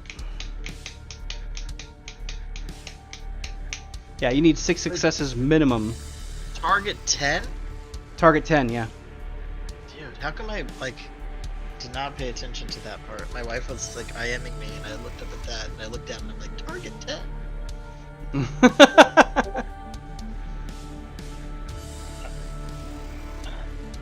We are going to spend one more bit of luck.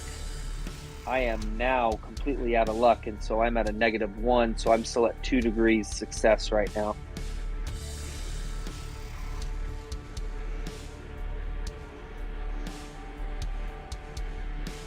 And this is make my life easier. I'm going to copy.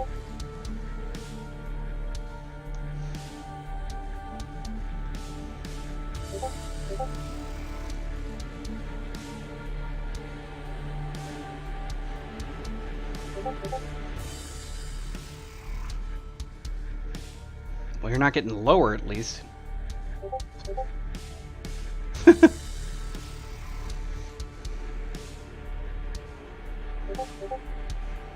This is actually pretty entertaining.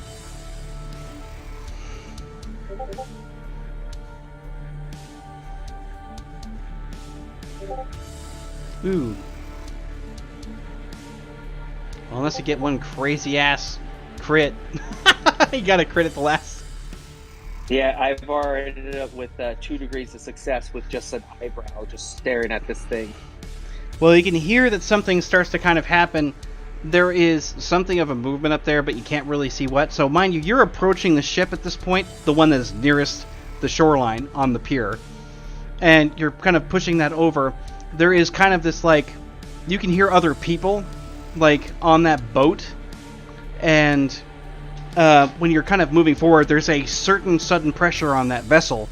But the problem is that you can also see that there are other individuals that seem to be civilians inside of that ship.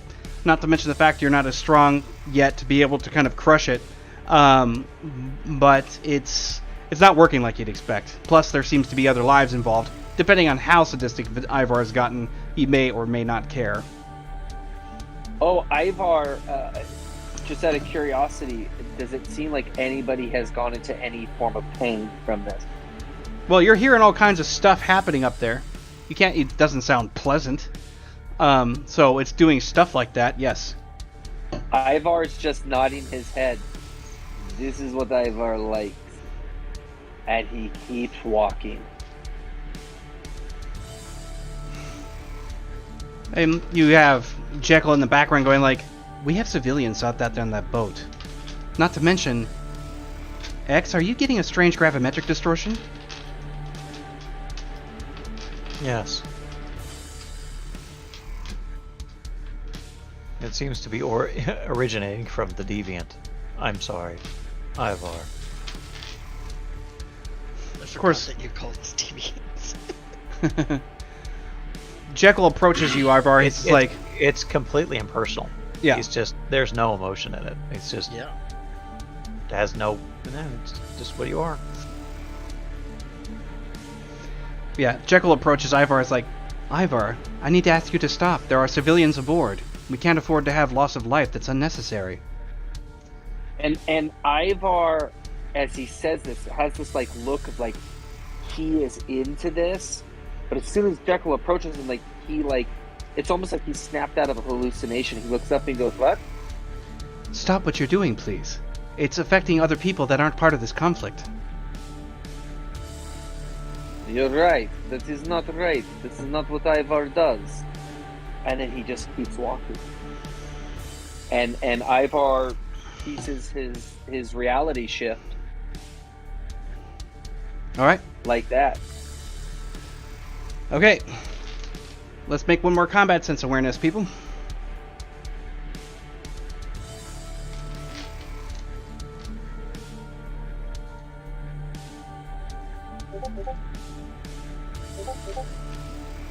Now it's my turn to get the fail.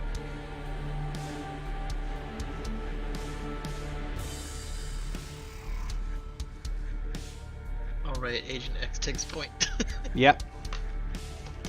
So his motion sensors just went. Oh, take off the dampener. Ding!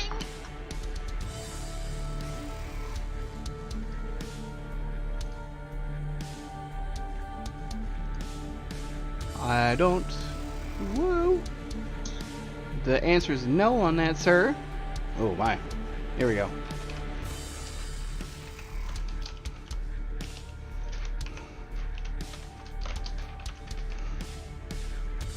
Oh, my fish went to bed. Okay.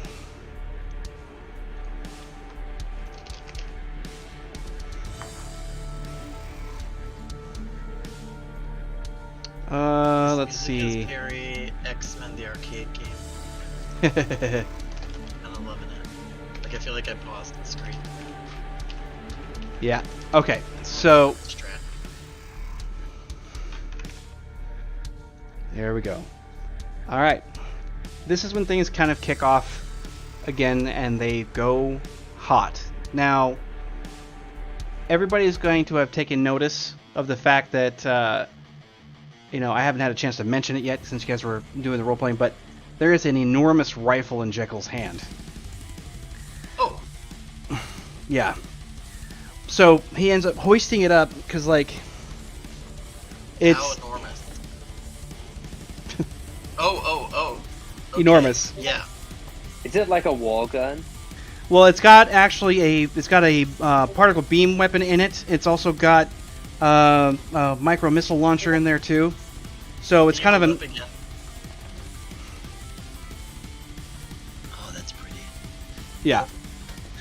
I had this, tiny little thing on my screen, so I had to make you bigger so I could see it. Oh, and you also have the cropped shot that I put in Discord at one point or another. That'll have it really clear. Oh, right.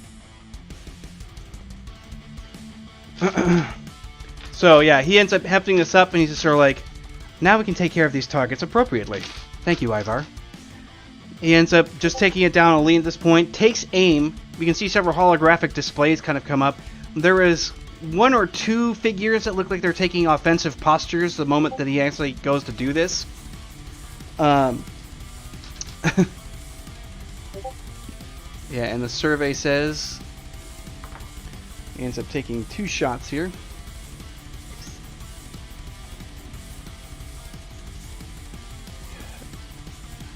Oh, that's so fucking gross.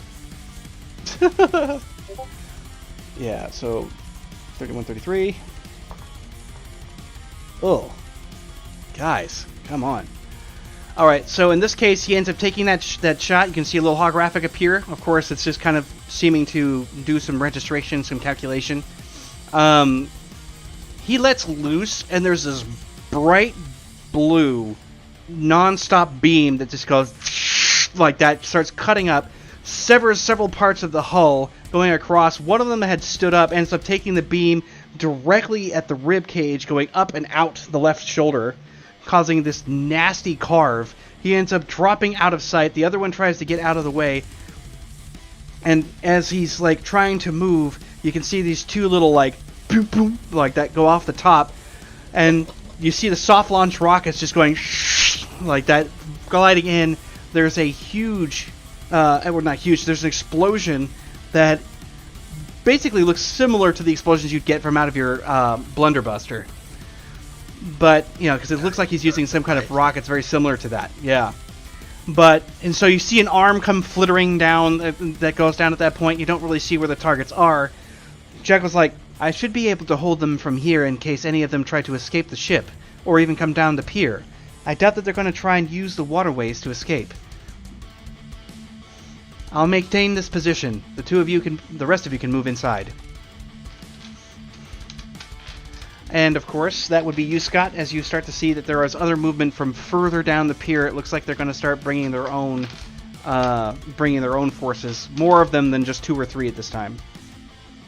All right. So I typed in before we started doing this that I reloaded my handgun with Good declare. the hallowed rounds. Nice. So, yep. So he's gonna. Barrack ain't playing no more. Well, you know, he's got the whole stubborn, underestimates his enemies, like all of that stuff. So Yep. he never goes full out right away. He's always like saving that potion for the end boss, and then it's Yep. like, oh, there's another end boss after. So, yeah, as the anthill starts boiling out, you know, from this little bunker buster. Yeah, attack by and Joe. mind you, like I said, there are more targets coming down from the end of the pier from other vessels. It's not just this one. Yeah, he is just going to. I'll do tactics. I like tactics. Tactics is good. Tactics is a 12. Oh wait, no, tracking is a 12. Tactics is also a 12. Never mind. Okay, I'll do tactics. Roll! And to just start identifying ideal targets. Okay. So, the targets on the vessel to your immediate left, the one that you guys have been engaging, is probably not going to be a hot target. The ones that are coming straight down from the pier out of the other vessels are definitely going to be a problem. You will have taken note that there are certain elevated positions that these targets are taking. There's a good chance you guys are going to start getting more artillery in your direction. Alright, so he will, he can identify the ideal places for someone to pull up, and do the most damage to them, and so he'll kind of peek those first, but he's got his handgun, so he knows that the range is not as great as with his rifle. Right. And basically the closest, juiciest targets he can reach, he will just do as they get in range, he'll do probably do 3 shots. He doesn't want to unload full sticks. Right. He's going. You will notice that they will be creating a firing line. They're not going to charge like the last couple did. Oh, well, if they're going to firing line, he's just going to let them. Yeah. Yeah, meaning that they're going to be taking cover with various parts of the dock and stuff like that. Yes, but yeah. Yeah. It's turning into an actual gunfight at this point. Yeah, sounds good. So then he's going to switch to his rifle. All right. As he sees the number of targets coming out. Yeah, you're looking at least 10 targets so far. Yeah, so he'll switch to the plasma. All right. No, you So said they I were have. Now keep in mind, this is going to be where he's going to start doing his trick shots, because you know that there are civilians amongst these things, so you'll have to be picking your targets carefully. Yeah, so what I had written down, rules may have changed. I love George Carlin.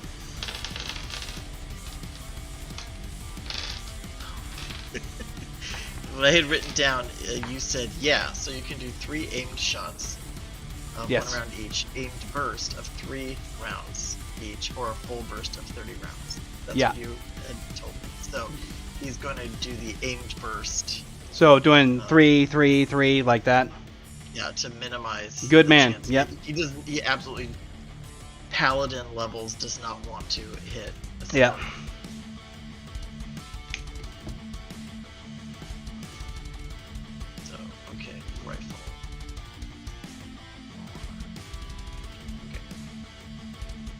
first burst.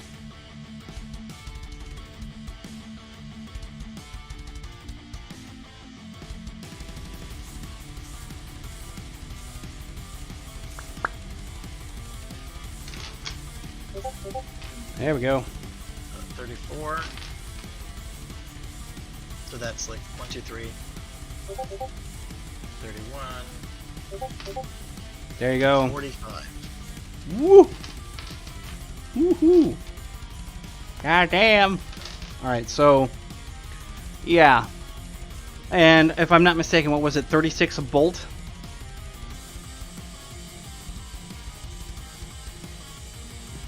The plasma says 60 damage. Per bolt?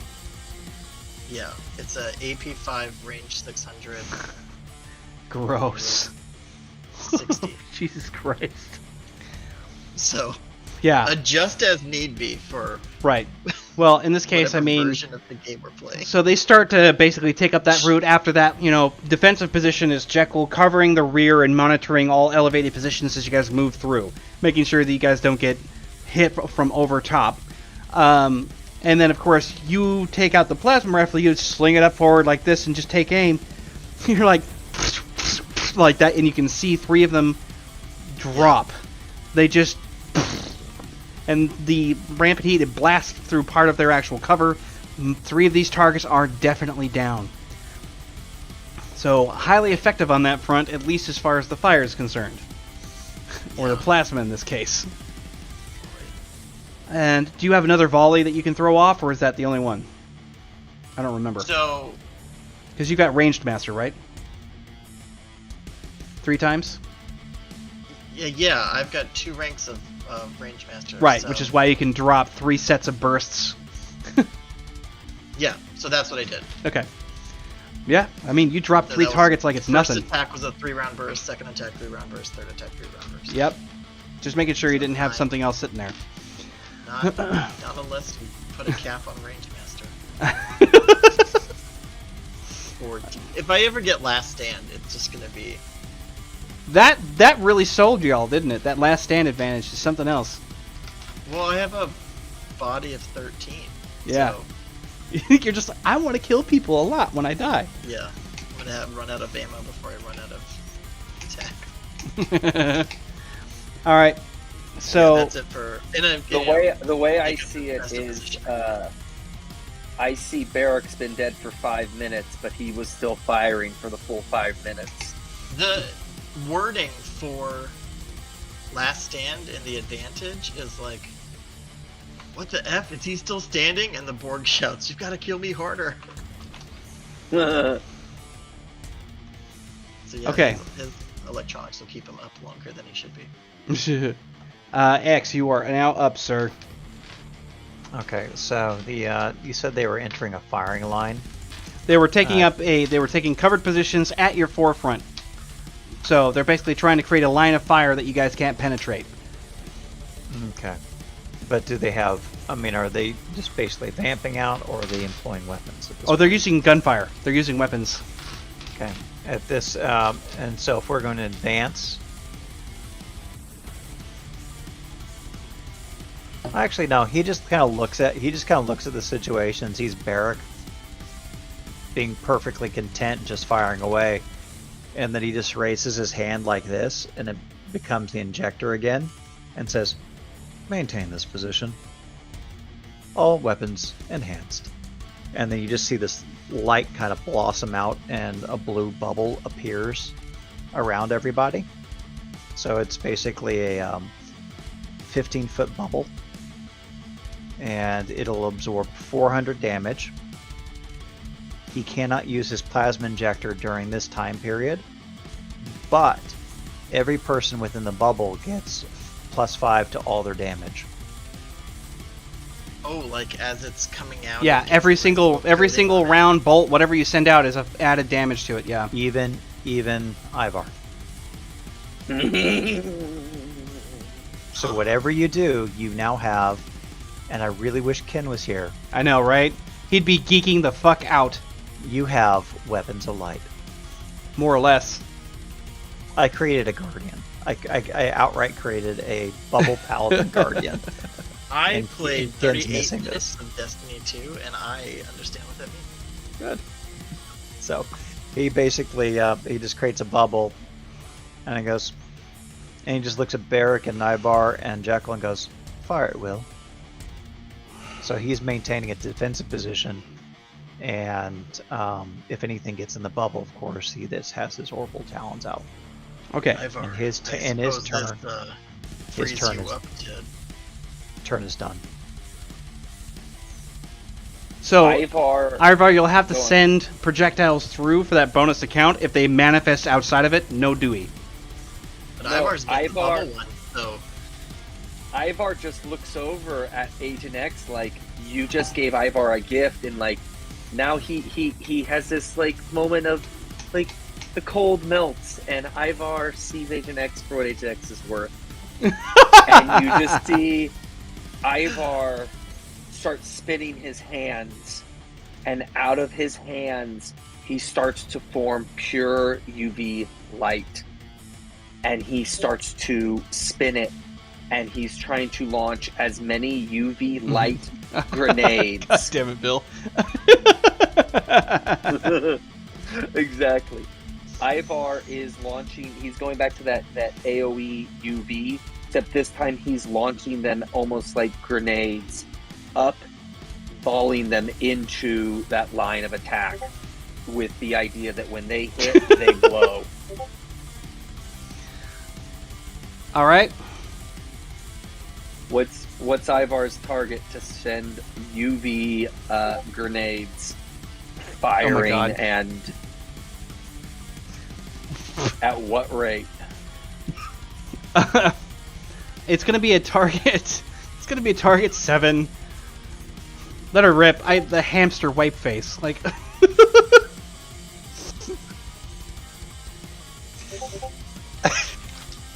We got 2 degrees of success for Ivar. All right. So you launch 2 of these, like that, going on out.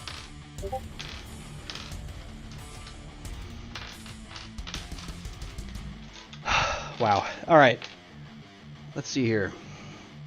They're gonna try and duck and cover. Can you make a? You're gonna basically use the same ability. So what's your will is 10. What's your melee rank? 13. Rank? Rank is 5.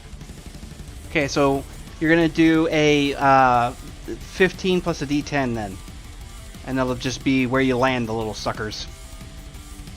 So roll 1d15 plus 10. 1d10 plus 15. Oh. How about a d19? D19. We got a D19. 21. Nice. That's actually a good toss. So yeah, he's just like that, and you can see the warble effect as they go out, because it's just like this pulse, because it's only faintly blue around everybody. They go. When they explode, there is a lot of screaming, as it doesn't seem to be anything that they were expecting in the least. Yeah, and a lot of them take damage there at the center. There's only a few of them that were able to take some semblance of cover and didn't actually take a maximal amount of damage, but it's clear that you've done some serious harm to these targets. And as you're standing like that, they retaliate. The gunfire that comes down that way is rampant. There is maybe 7 shooters that are still capable of firing their weapons at this time. You're feeling the pressure, Agent X, of all of these rounds just colliding with the field. Mm-hmm. Let's see here. It's going to last for a full burst here. I got to see what's going on. So it's 400 damage, right? Mm-hmm.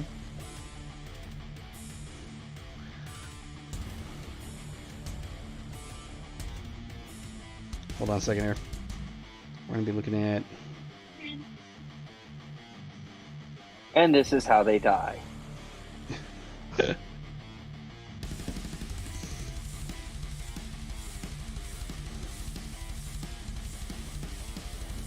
Okay.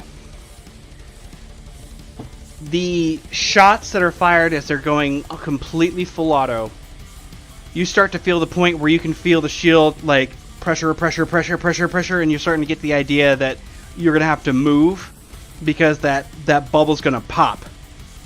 But it gives you at least enough time to announce that so that everybody has a chance to move. They don't know that it's gonna dissolve because they're not in control of it. So he just, calmly says, "Shield, about to disengage. Advance, please." and then because it's essentially part of his plasma injector. So just because he's still saved up his melee, he's basically gonna prepare a barricade.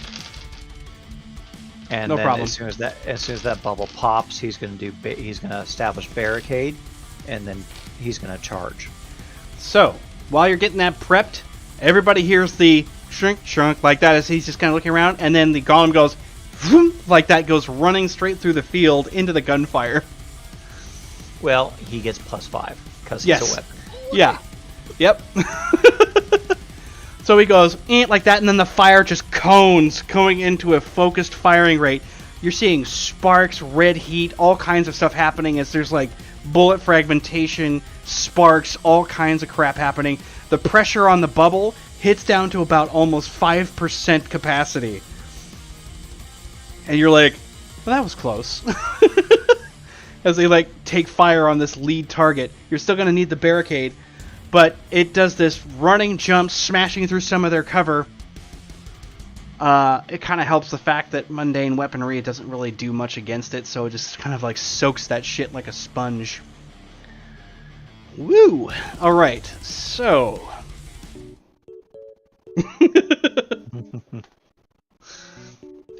kind of hit that moment. That's going to be perfect for Ken to come back into. Right? Total shitstorm.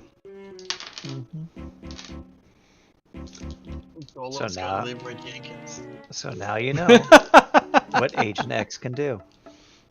And that was just a beautiful sequence of events. Yeah, well, and I'm kind of laughing because you guys get to see how difficult a vampire is to fuck around with whenever they're not using withering damage of any kind. Yeah. They just come snapping back. Ah, damn. That felt pretty good. And there isn't that many, and I'm kind of glad that they're lasting as long. I was kind of concerned that I made them a little flaccid. But they're actually using tactics and defending their dock and such like that in appropriate ways. Well, I mean, when they saw the fact that one of the characters was incinerated. Yeah. I mean, that's what it kind of comes down to, is they saw part of their crew just completely decimated. So now they're thinking. I have a feeling the vampires are like the Ukrainians. They're the Ukrainians. Oh God. What was that, Scott? What were you saying? I like the retreat and regroup. Ah, yeah. There's the really cool website that I caught a while back that was basically it was D&D oriented, but it was here's how the monsters would fight, and it was looking like, okay, you've got XYZ monsters, here are their traits and skills and powers and all that, here's how they would fight if there was a leader, if there was a casters, all that, to as a GM to make sure that you're not just lining them up and are goblins always going to shoot for the caster? Probably not, but if they have a caster, then they'll recognize the value of the caster, so they'll go after the caster. But if they're just a bunch of warriors, no, they're not necessarily going to do that. They might go after the biggest creature in the room, or right. Usually, the closest or most menacing is what they're going to end up aggroing on. And menacing from their perspective. Yes. Yeah. So I like more tactical enemies, especially in a theater of the mind fight. I like tactics in a theater of the mind. Yeah, well, and again, these vamps are street punks and shit like that who want to survive. They don't want to die, so... Right. So they're not all, 400-year military trained. But No, also that would be a totally different survived fight them. right now. That'd be a Right. very different fight. I kind of took them as the noobs who were like, I just got inducted. Like, I'm going to work my way up here. Like, I'm going to be alive forever. And they just got, like, blasted. I mean, that's who you'd send out, right? Start with your turned a bunch of pawns. fresh ones last month. Yeah. Well, and their forces are spread out too thin. It's not to say that there isn't a commander among them. You haven't seen one yet, but that doesn't mean that they're not there. It's a smart commander. But yeah, I mean, like, as far as everybody's concerned, this is an actual war, so... Twitch says there are 8 viewers. Really? My goodness, if we've got lots of lurkers here, because like I said, I only see you 2, so... But I'm glad that we've got so many. Click on the community. Yeah. So that's... I was trying to figure out what that means. Don't know. And it's that there's that many... Those are people who are logged into your chat, even if they aren't live viewing. Yeah. Either way, works for me. Glad y'all are here. Alright. Well, I guess that basically was, since we're still playing on hard mode here, technically. Ivar's luck is drained down after he tried to crush an entire cargo ship. Always being that ultra efficient, it's just like, I don't know, fucking try it. Like, always trying to ice skate uphill. Yeah, always. Like, he's the only character I know of that he shits his pants and everybody's gonna realize it, and it's like, oh shit, scared of him or scared of what's coming? Like, they don't know which. Yeah, but hey, episode 51. Mm-hmm. Yeah, 50 frickin' 1, dude. It's crazy. Wow. And then again, we're bringing out them pages on Patreon, so y'all should check it out, because we're going to start pushing this stuff out legit. It's coming. Tomorrow. Yeah. And I'm queuing up May, so I'm figuring out what we can have ready for May and what a big thing for June. Yep. First and archetype, I think, for June.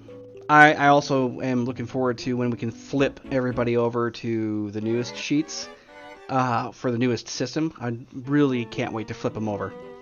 It's going to be a lot of fun to do that, because if I can already tell the difference between the two, and I can tell how stable the newest one is. I'm so freaking thankful. Oh, boyo in there. Well, we'll just have to pick a session and get everybody sorted. Yeah, true enough. We can do it on stream. True enough. It feels. I mean, here's the thing: is it feels good. I'm feeling the damage. I'm feeling the impact. So. Yep. Yeah, because you didn't walk away scot-free. You actually got nicked. Yeah. So, I mean, it can happen, but you're still a huge threat. All right. Well, in that case, to all those present, thanks for stopping by. We'll obviously be on next week. I'm also streaming Tuesday, Wednesdays, and, for any of you who are interested in watching those things, feel free to stop on by. Till then, see you next time, and have a great weekend.